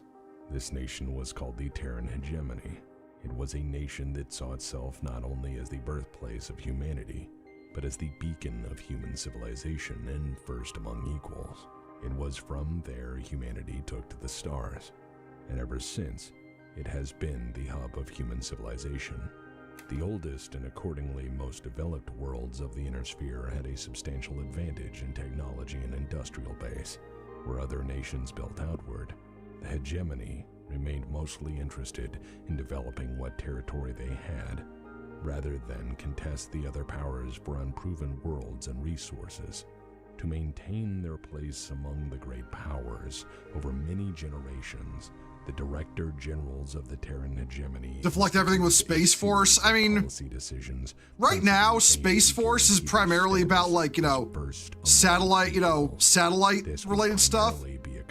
Through what would be called we'll probably build space warships one day. I certainly hope we do. Imposed centralized governmental controls over all publicly funded research projects and ensured a massive flow of resources to any development in technology that could bring power, wealth, or influence to the hegemony, without new worlds or greatly expanding their borders. Their aim was to maintain primacy through sheer technological prowess. And while the initial investments were incredibly expensive, over time, this program was insanely successful in its aim. The technological boom of this program not only raised the standard of living across the hegemony and accordingly buy-in from the populace at large, but it also afforded unique opportunities to the government in exploitable technology products for profitable export. Where other houses were busying themselves with new worlds or fighting over established ones, the hegemony was pushing the boundaries of science and reaping the benefits of universal trade while staying out of conflict wherever possible, and while mostly maintaining a moderate stance through refereeing conflict and standing in as declared neutral observers in wars between other houses as mandated by the Ares Convention. The Terran hegemony was basically the referee in war. The Mother Doctrine was designed to ensure total governmental control over advanced technologies in the public and private sectors for use in the hegemony itself, but it soon grew to encompass the licensing and export of all commercial technology abroad. It's a weirdly socialist system they got going here. Industry did not leak key like, technologies which, if I don't know, it's like, okay, states of the Inner Sphere, like the government dictates, you know, like the government basically, you know, is like dictating what you can do with the technology you make and who you can sell it to. But they're also not directly impeding their own internal economy. It's more how their economy, you know, how like, you know, what they sell outwards to other people. Because now, and I'm not, and because for context, this isn't just military stuff. This is everything the Terran hegemony made, you know, like imagine if, you know, an American company came out with a brand new type of cell phone, and then the American government said, you're not allowed to sell that to any other country. And if you do, it has to be a downgraded worse version, you know, like that. So like I said, it's a weirdly like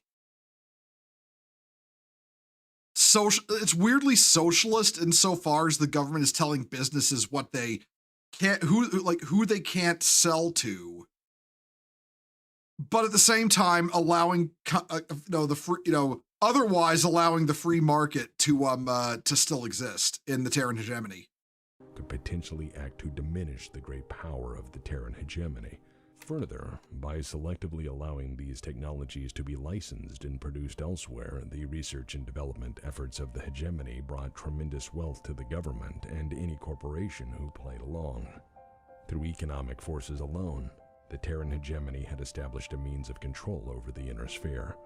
Many advances in technology were controlled as a hydraulic monopoly, forcing other houses to play along or be cut off as their competitors gained the upper hand.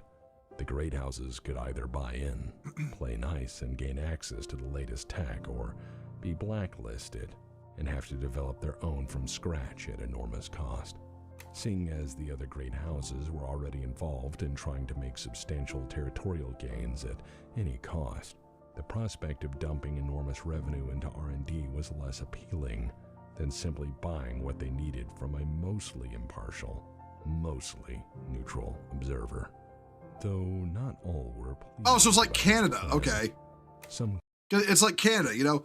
Canada has no military of its own, you know? Canada's entire military is supplied by the United States. Like, they don't develop their own shit. They basically have our jets, our guns, you name it. It basically imagined that, but, you know, rather than, you know, it being just Canada, it's basically everybody in the world would be, you know, buying and using hand-me-down licensed technology from the United States. It's kind of like that. That's the best way to describe it, like in real world terms. Corporations within the hegemony thought this heavy-handed and began calling the official list the Cameron Blacklist, so named after the Cameron dynasty's rulership of the hegemony. In their own foolishness or simply trying to test the government's resolve, corporations began to try to selectively ignore the blacklist or clandestinely undermine it. Such companies are now lost to the sands of time, as the governmental seizure of their assets and treason charges against all involved immediately there's the socialism resistance to the official government plan. There's the socialism. You try to break our control over who you can export what to and when. Yeah, the government just takes all your shit and throws you in prison. You know, maybe it's not the worst thing that the Cameron dynasty eventually fell. So the mother doctrine was maintained for when given the option of prison or endless profits and guaranteed R&D funding, the choice for most was quite simple. Through effective application of this doctrine, the hegemony maintained its power. Through the control of technology, the hegemony could acquire new resources, worlds, and vast wealth without risking prolonged military conflict. Through generous funding of R&D, the standard of living rose on hegemony worlds, ensuring buy-in from the population at large. And if anyone dared to attack, the hegemony maintained a fleet that was the very definition of cutting edge. Further, their observer status for compliance with the Ares Conventions meant that, above all other things, they knew firsthand the military capabilities of every other great house. in fantastic detail, through periods of extended peace, and through virtually unlimited government funding. The hegemony provided fertile grounds for a weapons revolution. But with the limitations imposed by the Ares Convention, that program would be limited in scope, with warships being the purview of large shipbuilding consortiums and weapons of mass destruction maintained as a deterrent. The only place left a company could innovate was the terrestrial battlefield. A series of now for the mech part. breakthroughs would pave the way for the greatest revolution in warfighting since man took to the stars. Myomer, an artificial synthetic muscle, was one of them. Its core value was that for its size and weight, it can move an enormous amount of force so long as it was adequately powered. Being more agile, flexible, and durable than older systems of mechanical movement, industrial applications were limitless. December 21st, 2350 saw the ultimate test of this in Project Musclebound. The research lead, a man made wealthy by near endless government funding through hegemony-controlled research grants, was, I shit you not, Dr. Atlas. Dr. Atlas found out that the mechs in Battletech use synthetic muscle under the armor to move. Its original size, with enough force to destroy the industrial test harness and catapult the test weights across the test area. Needless to say, this is what you call a catastrophic success. Dr. Atlas earned himself a Nobel Prize for his work and went on to develop God knows what, as history draws a blank at him beyond making artificial muscle breakthroughs, while Myomer was a godsend for the prosthetic industry. Some thought of other applications, finding that larger bundles of Myomer fiber required extraordinary amounts of voltage to function effectively. Industrial applications seemed to be a natural use for this technology. Soon enough, the reality of agile, controllable, and versatile legged designs resulted in the rise of the industrial mech, with vast colonization efforts underway throughout the inner sphere on a variety of untamed worlds. I swear to God, the creators of Battletech just ripped off Gundam for this. They just read the bit with, oh hey, the original mobile suits were, were called mobile workers, and they were used in the construction of the colonies. And then Xeon was like, what if we put a gun on that?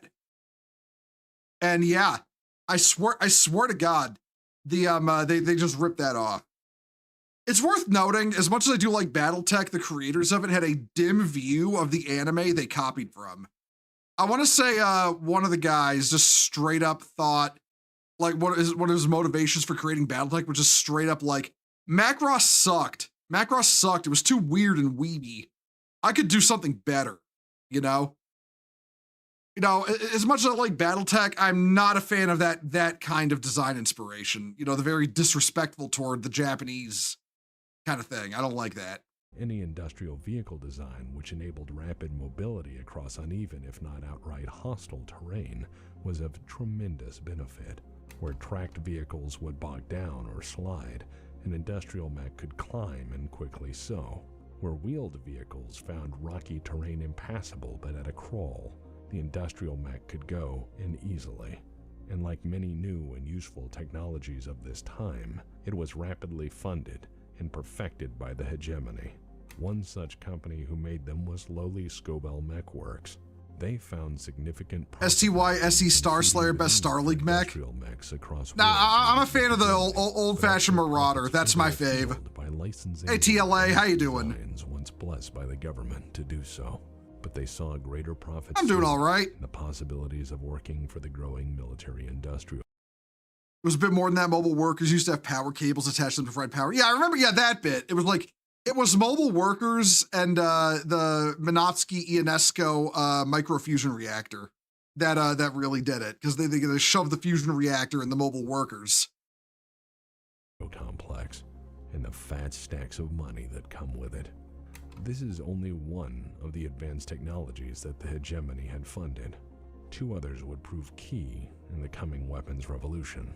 Another of the advanced breakthroughs was the man-machine interface technology currently in its infancy. Through advances in small-scale processors and signal interpretation software, It was now possible to seamlessly blend man and machine insofar as input went for command processes. Through this interface, vis-a-vis a neurohelmet, a pilot could drive any war machine by linking themselves to the diagnostic interpretation computer on board. Fun fact, the helmet you wear as a mech warrior, it's called a neurohelmet. It legit just like reads your thoughts and your intentions. And you control a lot of the mech through that. Diagnostic interpretation computer was a godsend in itself. A computer engineered to provide feedback on the status of every single system on board a fighting machine. Through the neurohelmet, that feedback could then be perceived as a man might feel wind on his skin. A pilot could see through the sensors, and if someone were to combine that with man-machine interfaces and advanced armor technology, he could run, jump, and move any war machine as he might his own body. The question now was, how would war change in light of these new technologies? Or more accurately, who would apply them to change it? Enter Jacob Cameron.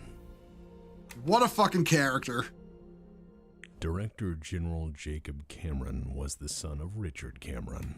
No, not that one, but the comparison is apt enough. Richard Cameron might as well be an ill-omened name as far as history is concerned, as in this case, he died while touring facilities in the Rocky Mountains of Terra from nothing more than a simple heart attack, and in his wake, he left a nation in untested hands. Richard Cameron had spent his life as the 7th Director General of the hegemony, trying to ensure his nation's primacy while also maintaining his own power as director. Power struggles during his tenure resulted in the Nomination Process Bill of 2432, allowing the Director General to appoint their successor. This virtually ensured autocratic direct succession of power through family dynasties. Also, a lot of info feedback from the mechs too. Part of why ammo explosion injured the mech warrior. Literal electrical feedback. Yeah, exactly. It's a bit like how Evangelions were, you know. Who from the beginning struggled. Oh God, look at this guy. Father had started. What a fucking guy. Everything else. I can say his ability to handle the situation he found himself in was somewhat compromised by his parents having given him grand ideas of his place in the world, that he was morally superior to everyone else. Call in the reinforcements. Oh, hey, hold on.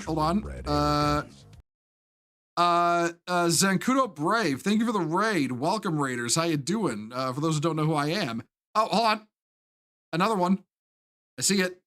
And Hat Team Epic as well. Yeah, thank you both for the raid. Let me get you both a shout out.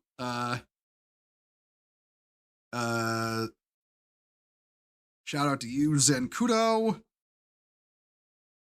And shout out to you, Hat. There you both go. Yeah, for those who don't know who I am, I'm Marshal Beaumont. Oh, there's the other one. I'm Marshal Beaumont. I'm a totally legally distinct Space Crusader and Space Marine. We are currently watching the history of the rise of the Battlemech from the Battletech setting. That's what we're watching right now. I was threatened by Hat Team Epic to raid you, and thank you. How am I? I'm fine. Like I said, we're watching Battletech lore right now. Yeah, if you two need to head out and go to sleep, get something to eat, like that, get something to drink. That's cool. If you want to stay and watch, that's cool too. If you want to lurk, that's also cool. Tex TV time. Yeah, this is Tex's video on the Mackie, the first Battlemech. That's what we're watching right now. But you do have to head out at the moment, sadly. But first of all, thank you, Zakudo Brave. Thank you for the follow. Welcome to Crusade. You know what? Hold on. Let me actually you know what? Sorry for the interruption. Just wanted to follow you back. I already follow Hat, so yeah. Right. So let's continue. Let's continue with the video. And arrogance in positions of power can result in, well, I think I've already covered that elsewhere. Oh, hey, Stefan Amaris. To prove himself as Director General of the Hegemony, he attempted territorial gains against the Capellans and then House Davion in 2435 in a meat grinder campaign that resulted in very little gain at enormous human cost.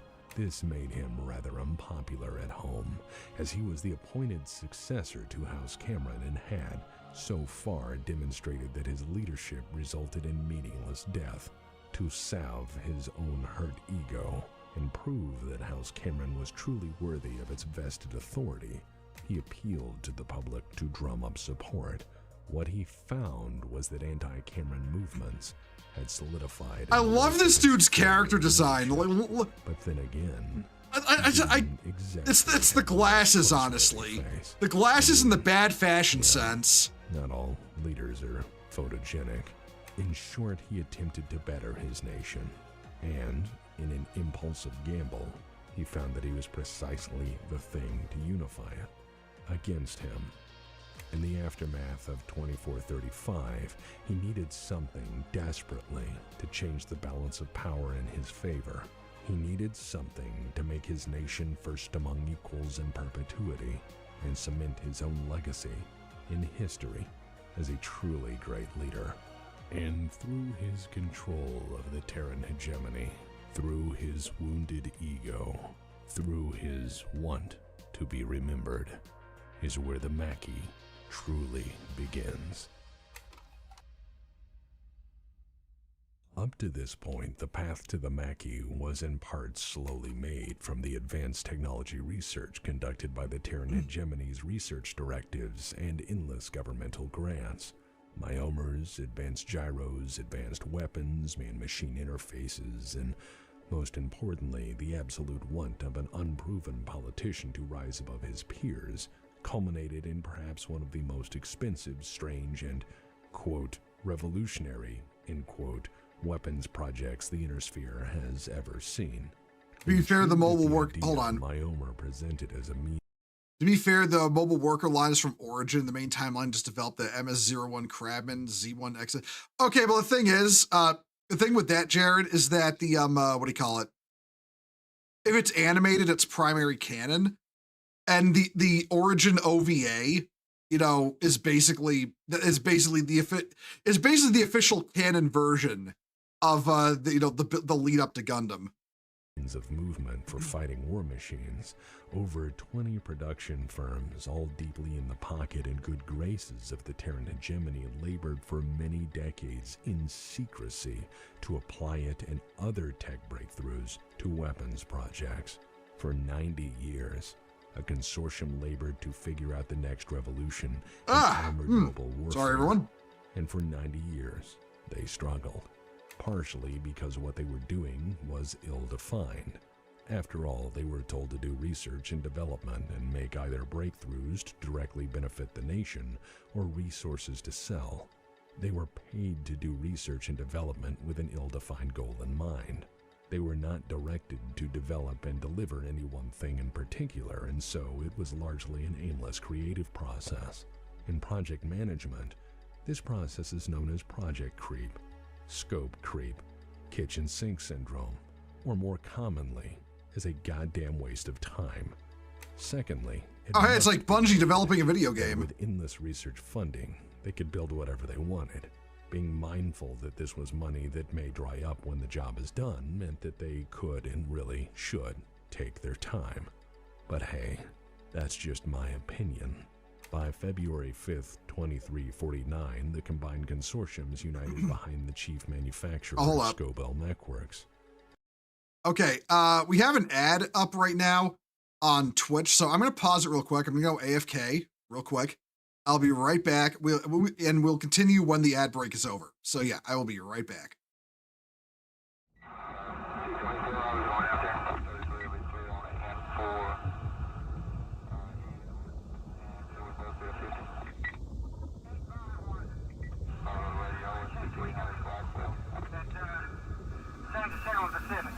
Out there, yes, clear. Loud, clear. In the suspicious section, 4423 live, we'll get the mobile station. On the G7? Yes, ma'am, we'll be clear.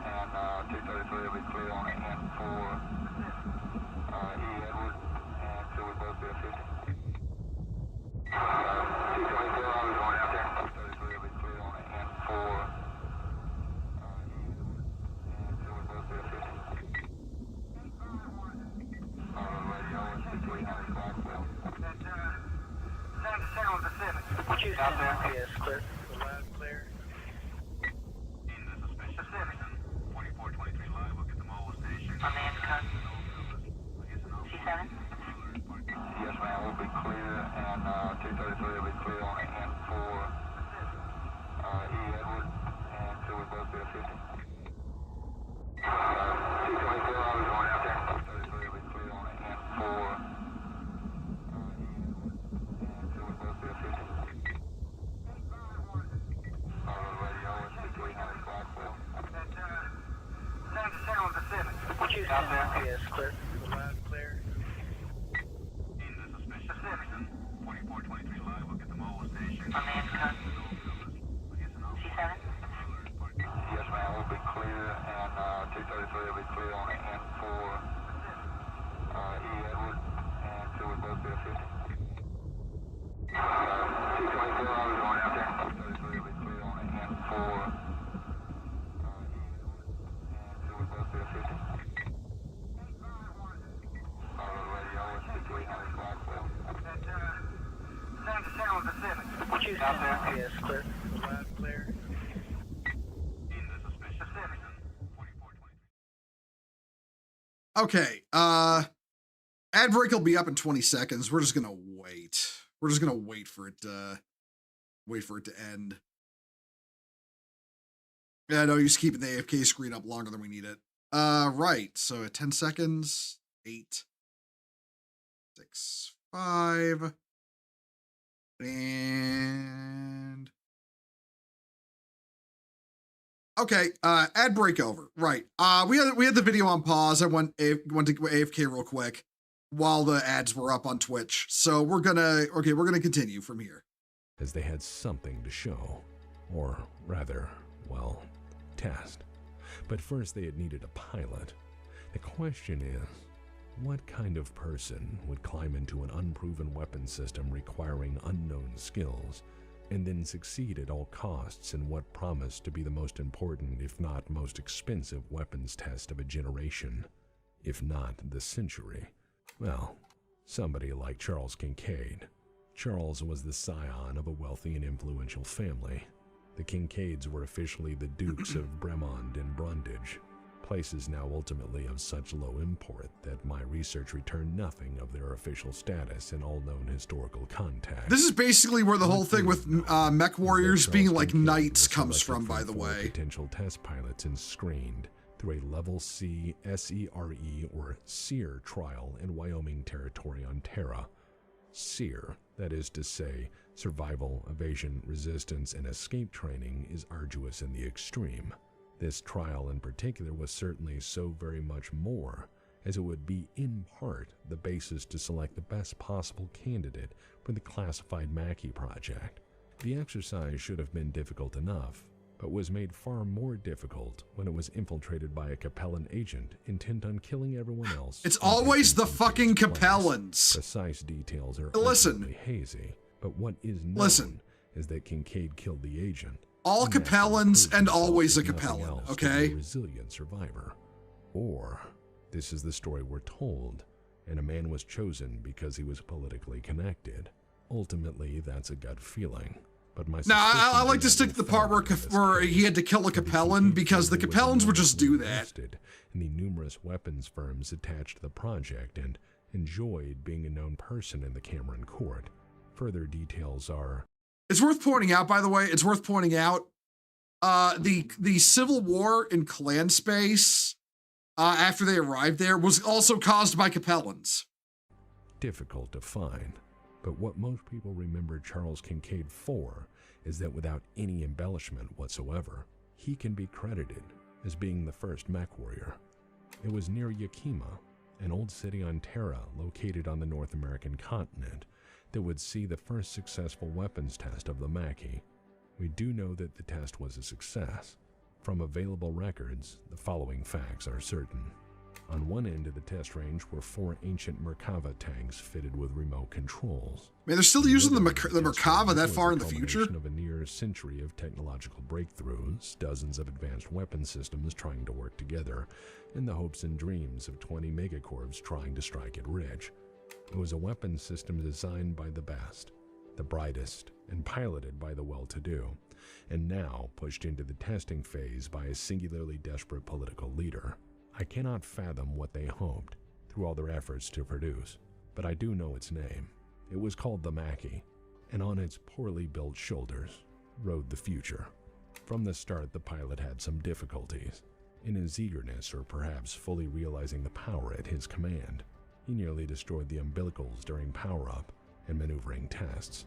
But as stated by the test observer, before long the neural feedback circuits of the Mackie were mimicking the pilot's brainwave patterns in perfect synchronicity. If a mech were a living thing, the pilot was now its heart and soul. So the test observer thought then, and as we think now. And so, this version of the Merkava's equipped with an AC-10. I know, I was joking for the fact that it's named after a modern tank. The Mackie in the test, observers noted that the new armor they developed for the program held up better than expected. Rounds that should have cleanly penetrated through hardened normal steel was stopped dead by the new armor. New armor that was, admittedly, some of the most expensive ever made up to that point. It had been strengthened by new casting techniques and was infused with a sheet of woven diamond fiber. With mind and machine joined, the pilot reacted swifter than the observers had expected. The pilot was more aware of the situation than any could have predicted, as he was not seeing from the cockpit glass, but drinking information straight from the sensor suite to get a better view of the battlefield. He destroyed every tank in rapid succession, save for the last. To win was one thing, but winning with style, why, that's something else entirely. It is of historical note that Kincaid was not only the first mech warrior, but the first to grandstand in style on his opponents. The last tank he carefully disabled before calmly walking up, raising the mech's right foot, and stomping the tank flat. In what was supposed to be a fair fight. Listen, at the end of the day, the most important thing you can do to your enemy is style on him. A new era. That's just simple battlefield tactics. Essentially teabagging the opposition. Regardless of the showmanship of that test, the future was clear, and its potential unlimited. Naturally, the Mackie was immediately selected for mass production. Desperate for relevance, Jacob Cameron knew he finally had something worth gambling on, and immediately he set the #1 priority for all industrial military production to the Mackie. There was now nothing more important to the hegemony armed forces, nor more important to the state's security apparatus than mass-producing the barely tested new design. After February 2439, the Mackie became a significant part of the hegemony's entire budget, as numerous factories were set up across the hegemony to rapidly produce this new weapon. But it wasn't until 2443 that the weapon's platform saw its true first test. Actual ground. I want to say that Mackie counts as an assault mech in terms of weight class. Of Mackies from the 801st Heavy Armored Regiment, the first such regiment to be fully equipped with them, faced off against an entire Kirita tank company on the planet Styx. Kirita's forces were committed to probing attacks, exploring any weaknesses in the hegemony's forces before deciding to bring heavier equipment. This was a mission to test the enemy's resolve before committing further forces to the field. What they found was a new nightmare when the 4 Mackies they encountered curb-stomped the entire company before leaving one badly damaged vehicle to scurry home and tell the tale. A tale that soon spread through the inner sphere. War had changed and had new toys. Oh. The great houses were made aware They're now of mechs. Observers in accordance with the Ares conventions. Upon hearing of a new technology, That one punting a tank, oh yeah. Turned an attack. I love stepping on tanks in Mech Warrior 5, it's fun. Naturally desired this new technology. The great house's #1 priority was to find out how the damn thing worked and make their own, as the hegemony was not interested in sharing this breakthrough with the other states. For a time, they sat in fear that their vast armies were now a generation behind, and without hard data, they could only watch and wait to see what else came from the hegemony. Meanwhile, each great house found out as a Fate Stay Night gamer teach Saber how to cook. That's neat. In a desperate attempt to capture any working copy of this technology.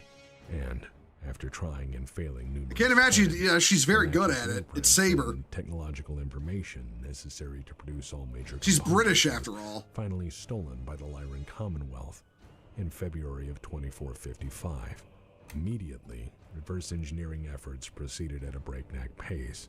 To not fall behind the hegemony in weapons development, the Mackey would be cloned at any cost. Through covert action, shrewd negotiations, and outright blackmail, the Federated Sons managed to acquire working blueprints from the Lyran Commonwealth sometime in 2457, and proliferation didn't stop there. Such blueprints were stolen from the Lyran Commonwealth's Coventry facility in 2461 by Dest commandos of the Draconis Combine. If the Mackey hadn't started a revolution, Fucking Combine. Always fucking with the Commonwealth shit. The knowledge to build this supposedly ultimate weapon system soon, through one means or another, reached all the great houses of the Inner Sphere. Top design processes were reverse engineered and placed into immediate production. The Mackey was successfully cloned by the major powers, and accordingly, the only way to And now there's Battlemechs everywhere. was to innovate. The Mackey became the accepted standard, and so R&D turned toward newer, better Battlemech designs. Jacob Cameron put everything the hegemony had into keeping pace with new designs. More Mackeys for the interim, but more importantly, better designs and improvements to that which was already proven to work.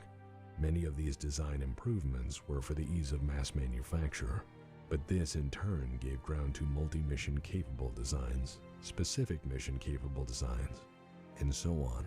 Jacob Cameron poured so much money into this effort that he sacrificed other programs entirely. It is of note that in the end, so much money was poured into the Mackey and early mech R&D that the once magnificent hegemony fleet was nearly crippled.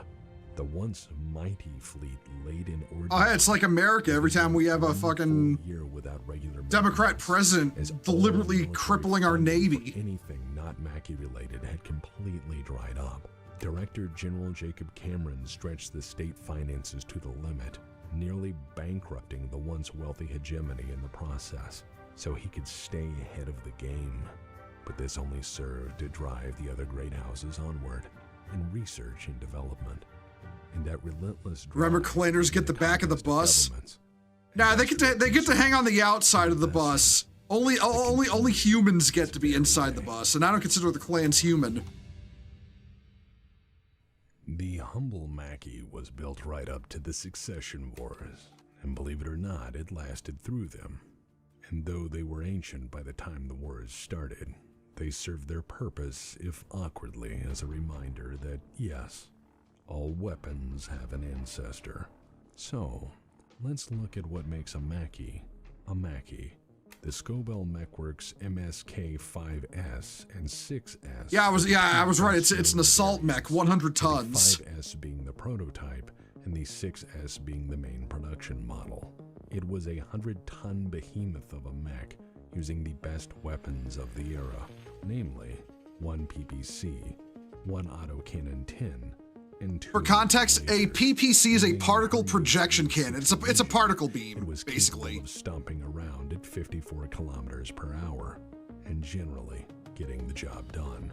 However, it is worth noting that the early stage of mech design meant that it had numerous faults, at least by modern standards. Most of its mechanisms were in the I didn't get much sleep prototype last stage, night. I went to bed at and like so 4 they were a.m. vastly overweight, oversized, and not at all optimized for mass production. The Mackey does have one thing going for it, though, in that it has 20 tons of armor, which... Yeah, I'd like to point out, for those who don't know Battletech very well, there are, heavy and even medium mechs with greater or equivalent firepower to what the Mackey has, to what the Mackey had. Like 1 autocannon 10, 1 PPC, and 2 medium lasers, that's not a lot. Like, that is not a lot. There are medium and, medium and heavy mechs, in the, what is it, up to 50 and up to 80-ton range that have better firepower. I mean, granted, it's because the Mackie was literally the first one ever, so it's like, it's not shitting on the design. But yeah, it just shows how mechs improved over the years, that the Mackie's firepower would be considered underpowered for what it's capable of by the time, the actual, what was it, 3015, I think, is when the tabletop game proper starts. It was like we blamed on how new the tech being is. Yeah, exactly, yeah. Would have been a terrifying amount of armor protection for its era. Like there are tanks in the like there are tanks in the there are tanks out there like the Alicorn. I've brought that one up before, and the Shrek. The Alicorn has triple Gauss rifles, triple railguns. The Shrek has 3 PPCs. Both of those outgun the Mackie. And those were tanks. Which was used proudly by the hegemony militia forces well until the Amaris coup. Scobell was only too proud to keep making the ancient design for clients who wanted to pay for old technology, and even updated it to carry 2 PPCs and an autocannon 20, allowing the old Mackie to still serve some use. The other notable example of the Mackie was the MSH-9HK. Demolisher in a city's terrifying. Demolishers scare the shit out of me. All those heavy tanks carrying the super fucking huge weapons really scare me in Battletech or MechWarrior. 10x autocannons and cellular ammunition storage, but as far as my records allow, it was a one-off and therefore unique in all respects. And believe it or not, there are Mackies still around. Some of these damn things have survived 7 centuries. The last operational Mackie was known to exist in the Covington Mech Museum on Atreus in 3042.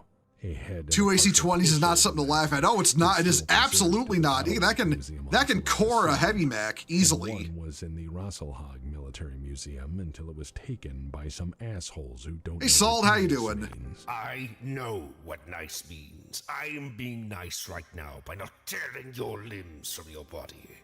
Anyways, Kerensky took 100 of the damn things with him on the Exodus.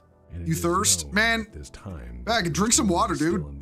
Hydrate. You'll feel better. Oh, God. I'm not even gonna try to pronounce this. Strana-Mechty, that's how you pronounce that. And the origin of the Battlemech. The origin of the Battlemech was a combination of many ideas, really. Combining the proven reliability of industrial Myomer technology. And if you get a shot in the back, even an assault, yeah, no. That rear armor is always the weak spot, regardless of mech. This era placed upon the weapons development processes mandated a rapid jump in technology to maintain primacy over other political states, but I must ask, what was the Mackie really? Was the Mackie the revolution it was supposed to be? Was the Mackie the be-all, end-all for war? Was the Mackie worth the 90 years of research and development funding that would go away if they proved it didn't work? Was the Mackie the prototypical Battlemech a product of products, a creation born from generations of the greatest minds of one of the greatest nations to ever exist? Was the Mackie the bleeding edge, or the greatest weapons platform up to that time? More importantly, I must ask, did the Mackie deliver on the hopes and dreams of its designers, the Terran hegemony and the Cameron legacy? Did it give them the edge and power they desired? Well, no, it did not. I can say. I want to point this out because where he's going really kind of reflects real life stuff, like real life military tech advancements. Like take the tank, for instance. Do you want to know why we developed the tank? We developed the tank to get across the trenches of World War I. That was its purpose. And there has been talk in military circles for years of the tank is obsolete. It is every 20 years or something like that. Every 20 or so years, we have an instance where somebody says the tank is obsolete. The tank is never gonna be used after this particular conflict. The tank is, we don't need tanks anymore.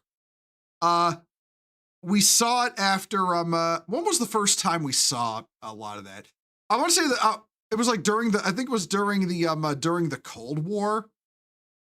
there were a bunch of instances, but there were 3 that stand out.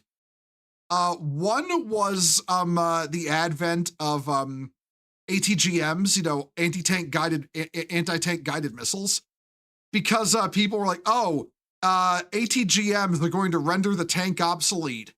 And then there was like an attempt by, weapons designers to counter that by giving tanks the ability to fire ATGMs either out of the tank barrel or, through other means.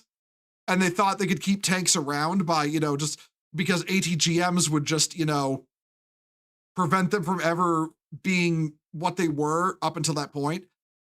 But then ultimately that didn't pan out, and the tanks stuck around. And then another one time I want to say it happened was after 73 Eastings in the Gulf War. Well, which is often called the last tank battle. I want to say there was a push, another slight push for saying the tank is obsolete. And then it turns out we still need tanks. And then most recently was Ukraine, when people are like, oh, drone warfare is, showing that the tank is obsolete. And listen, people thought the tank was obsolete because they were using Russian tanks as their example. Russian tanks fucking suck, okay? Russian tanks are only good at getting their turret tossed when the fucking ammo rack blows, okay?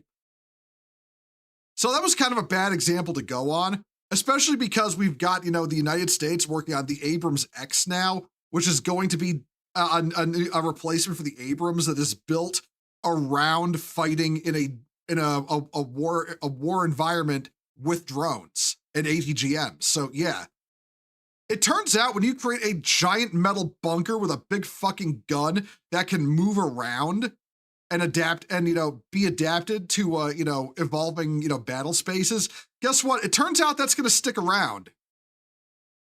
And even when they bring the mech around in the Battletech universe, the tank sticks around. Like we were just talking about, you still fight tanks. You still fight tanks and Battlemechs, and they can shit mix you if you're not careful. It was certainty that it was a 100-ton piece of metal that awkwardly flailed at opponents too scared to realize it was a new weapon, not a fundamentally better one.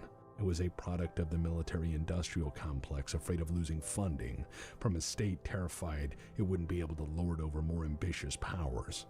The Mackie was a gamble, and I must say in that, against all rational odds, it succeeded. The Mackie by itself didn't deliver victory, or win any wars by its inclusion into the arsenals of mankind, but it did deliver the future. It was a flawed idea, and a new toy, executed awkwardly by people uncertain of what the future would bring, and what it would lead to. The Mackie isn't great as a weapon of war, but as a concept, it's pretty fucking brilliant. By combining all of the technologies necessary to meld man and machine into a singular weapon system, you amplify a combatant's strengths in the deadliest contest of all, war. Further, by putting more money into fewer, more complex weapon systems, war, at least in theory, becomes more humane. In theory. And with that, I suppose I should add in a postscriptum for some of the things I brought up, as I know there will be questions.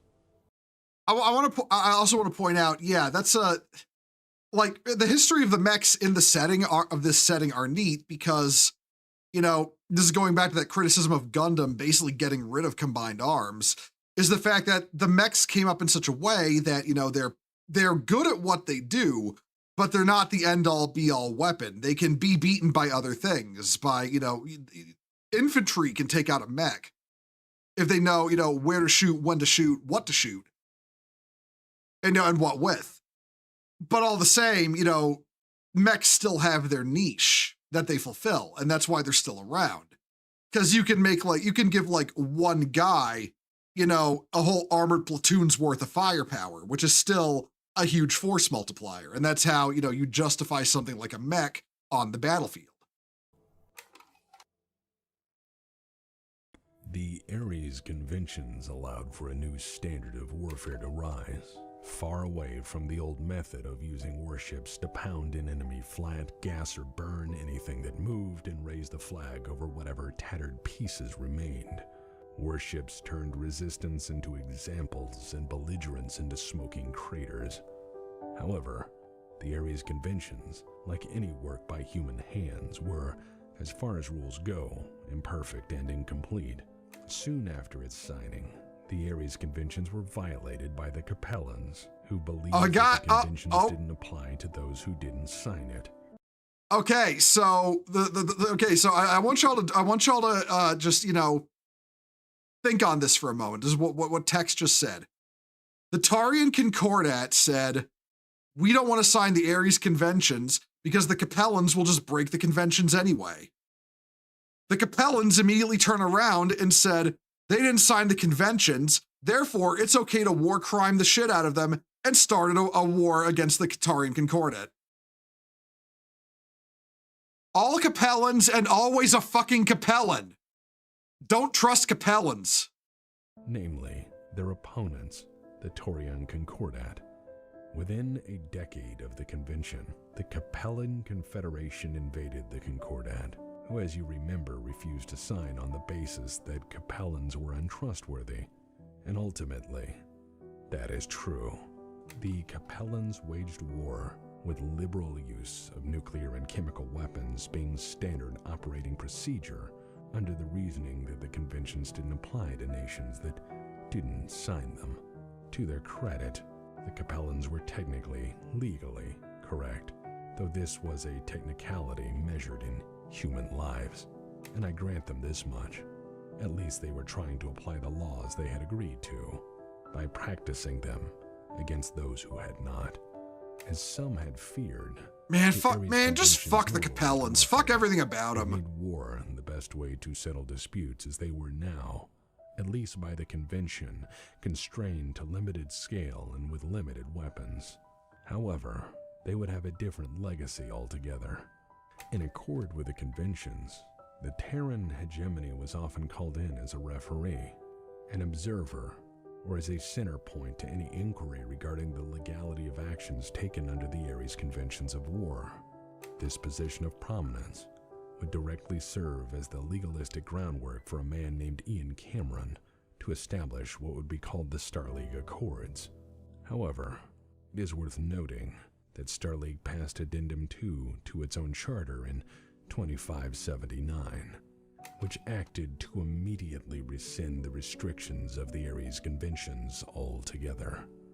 Director General Jacob Cameron was an unfortunate soul with questionable taste in fashion, who I believe tried his best despite everything. I'll never get over those glasses and hair, dude. In 2448, he was poisoned at a social party.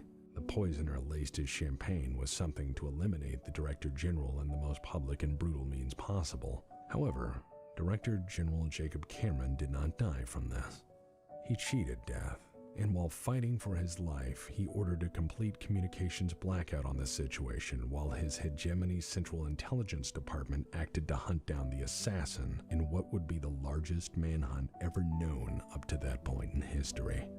The investigation was led by Lady Terrans Amaris, who, through the course of her investigation, curiously relocated to the Rimworld's Republic.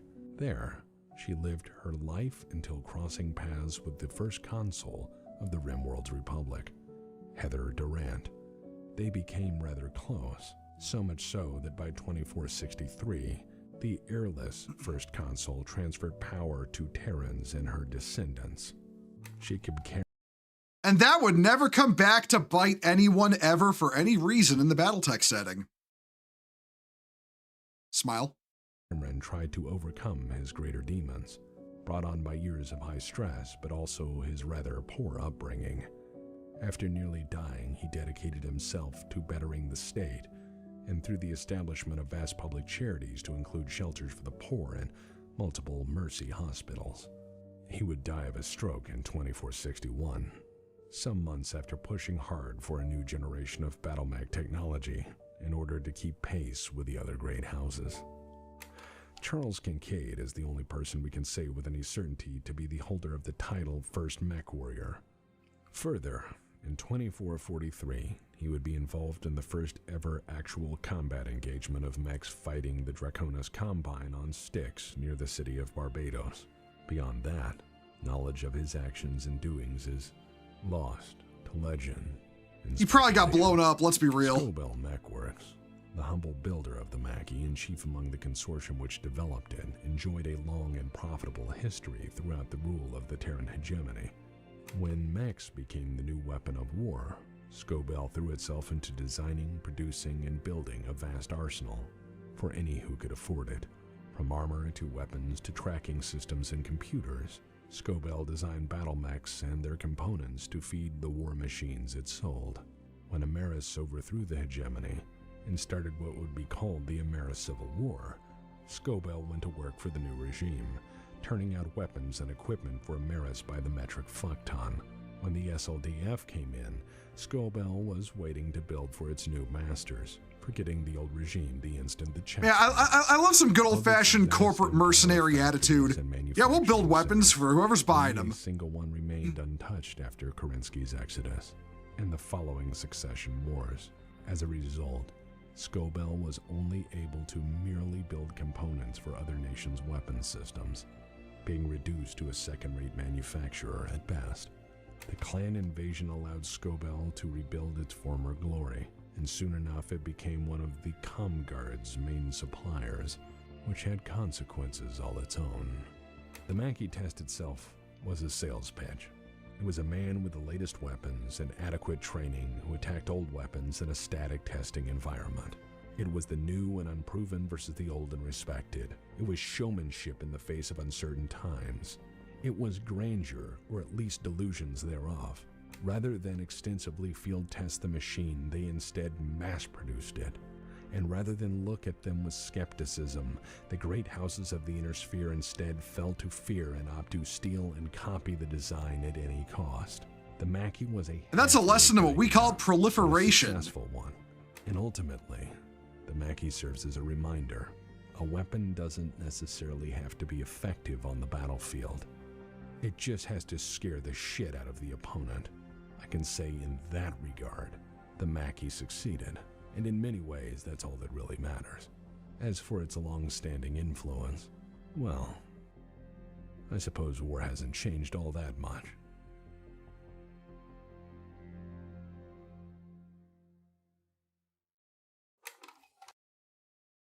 I wanted to close this lecture with thanks to some of my professional colleagues. This is just the thanks section of the video. We'll let it play out, though. Historical images for this lecture. Also, it's a bunch of really cool Battletech art, so yeah. Materials for research. We like good art. Star League era history are scant at best, and with so little having survived not only the Ameris Civil War, but the four succession. That said, still fuck the clans. I thought this their mechs look weird. Make do with more primitive visual aids.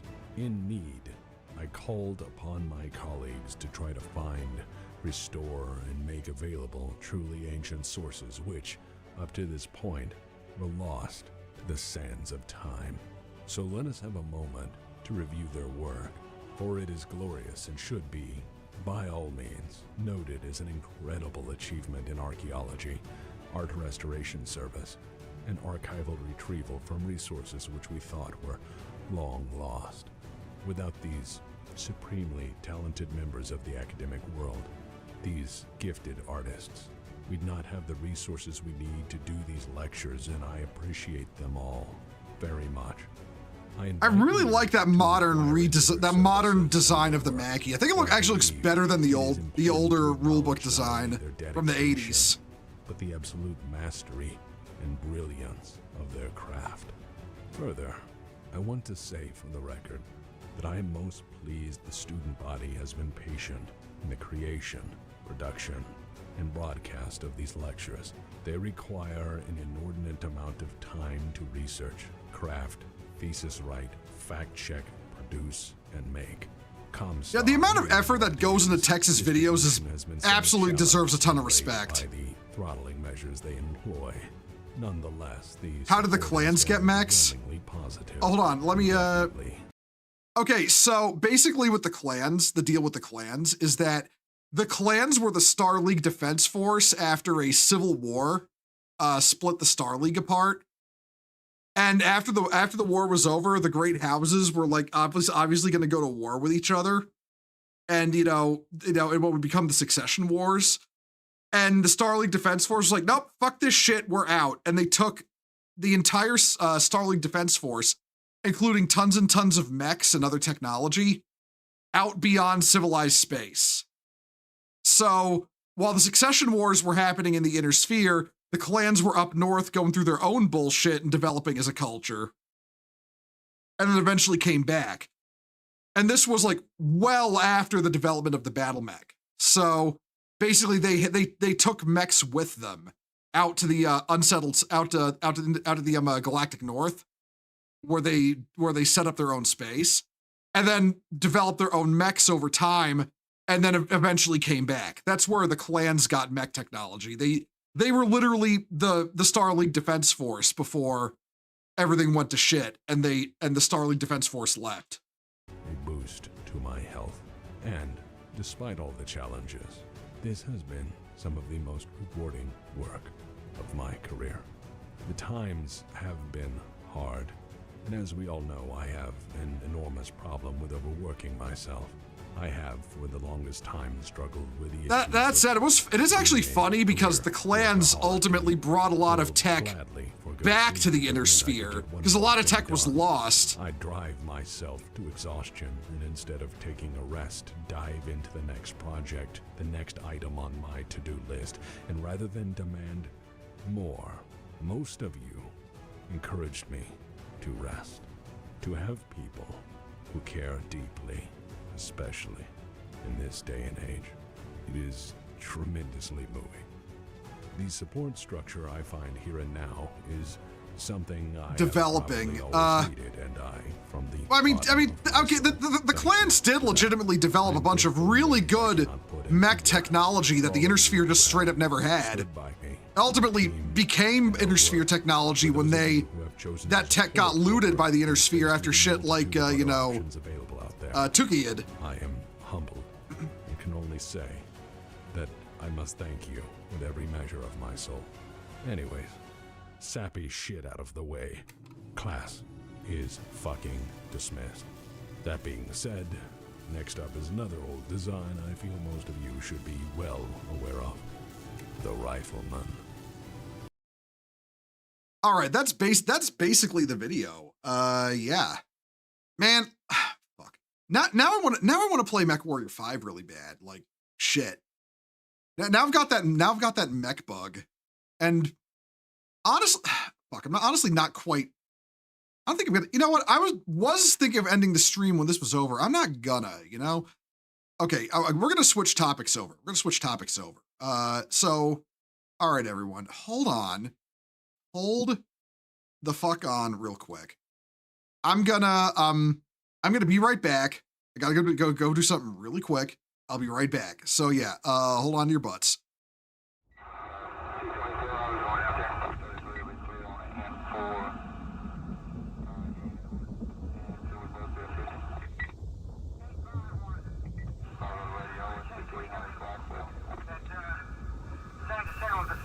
Yes, clear.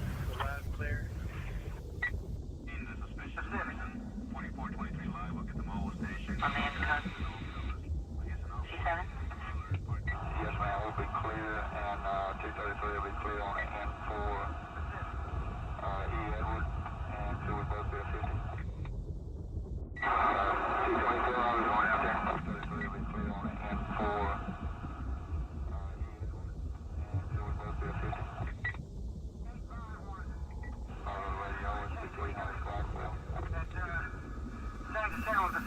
What you said? Yes, clear. Loud, clear. Pacific. 2423 live, we'll get the mobile station. I'm in cut. C7? Yes, ma'am, we'll be clear, and 233 will be clear on N4, E. Edward, and 2 will both be a 50. 224, I was going out there. 233 will be clear on N4.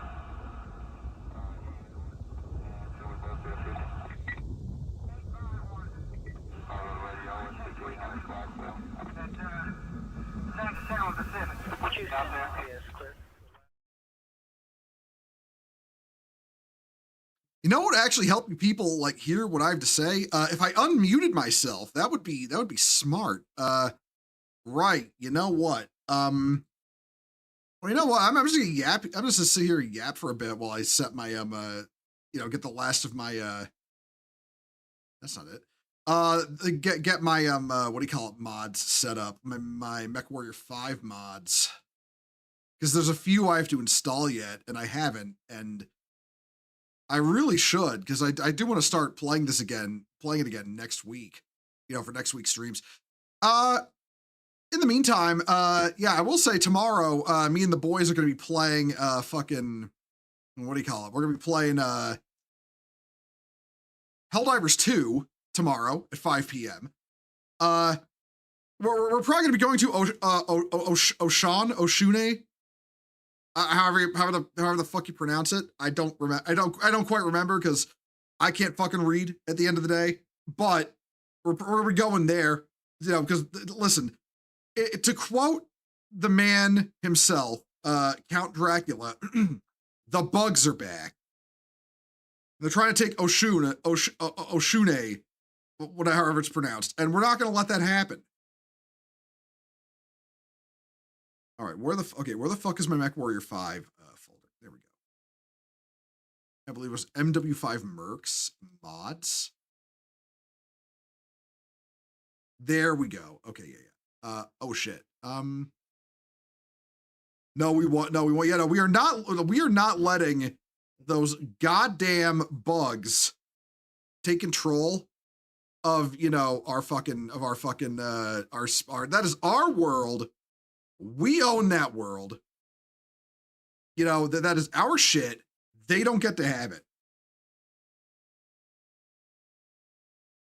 All right, I need to track a mod down. Better mission choices, MW5. There we go. Am I late to the marathon roasting? Sorry, hipster, you missed it. We shat on it good though. There's nothing good to say about it. Like, unironically, nothing good.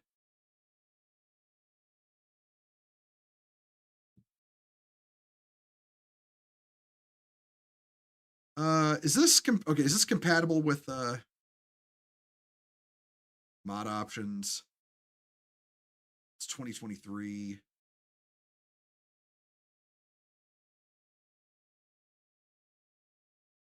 Okay, yeah, this mod still works. All right, we'll download that.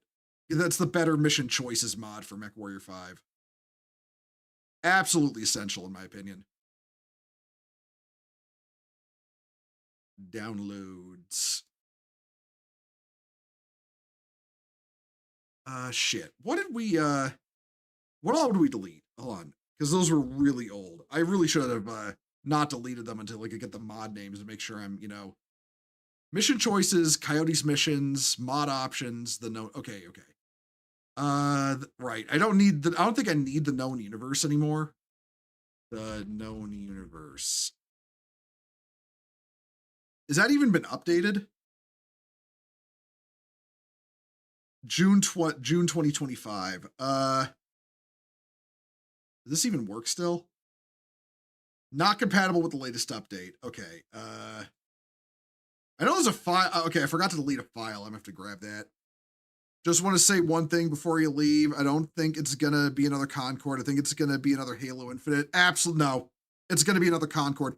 It is literally free to play right now. It has lost 50% of its player base. I don't have my stream music on. There we go. It has lost 50% of its player base already in a day. That is awful. That is an absolutely terrible trend. Okay, MechWarrior 5 Mercs content packs. Okay. But no, seriously, that is really bad, hipster. That is really bad.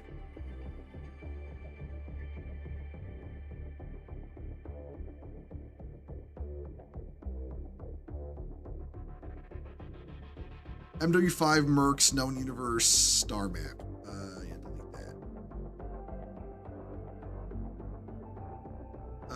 Let's see.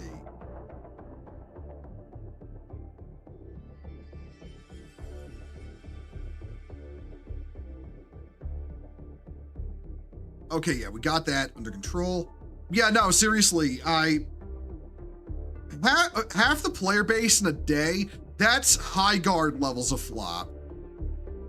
And even people who would normally be all big on that kind of game, like fucking, oh fuck, which like was it Ninja? I think, are talking about how it sucks. Like right now, the conversation about the game is that it's bad. Like even among people who you would expect to like it because they're, that kind of streamer.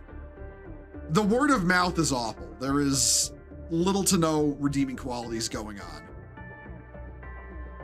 Like, I think the game, they are just fucked right now. They have a disaster on their hands. It releases Thursday and there's nothing they can do about it. I mean, the game falling off because of the amount of content to, oh, okay. Okay, I wasn't quite picking up on what you were saying. That's my bad.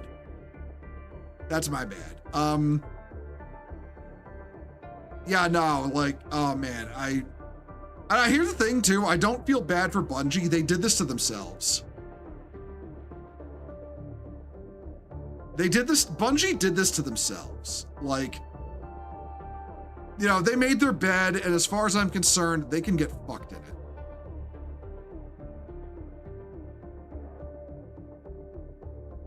All right, there's those mods.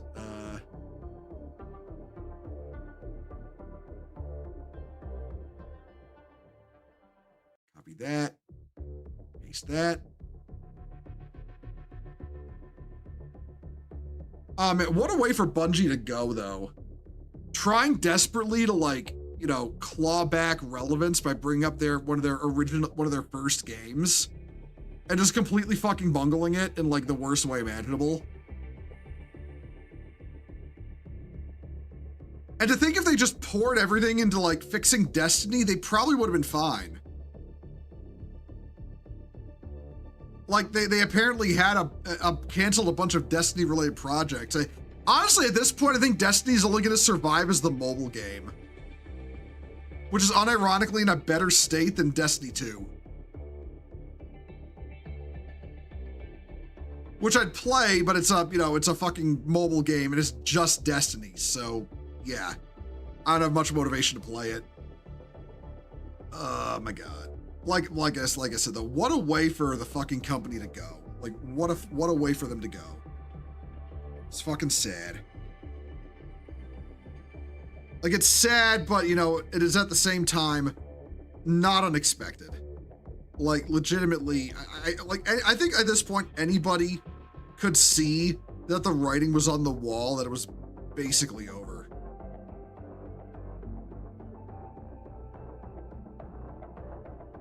I have a whole new theory about what Marathon's supposed to be due to another game they canceled, but not gonna type all that right now. No, yeah, I get that, dude. Listen, I'm fully convinced, and I said this earlier, I'm fully convinced it was just a Destiny expansion they cut down into an extraction shooter.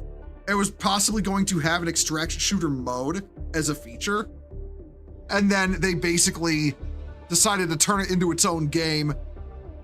Design everything on the cheap. That's what they went with, the really blocky, simplistic color scheme and design, and then just ship that as a extraction shooter. That's what I think happened.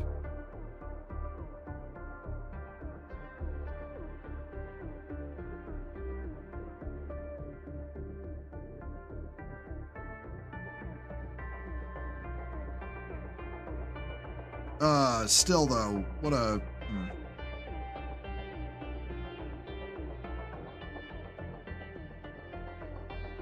All right, everyone. Let's see. Operator Grizz is currently playing, War Thunder, so... okay. I can't play MechWarrior 5 until I get the mods figured out, so I'm gonna call the stream there. I'm gonna send y'all to watch Grizz play MechWarrior. I hope y'all have fun doing that. I will see y'all tomorrow playing Helldivers 2. So yeah, hope y'all have a good evening. Take care, everyone. And yeah, later.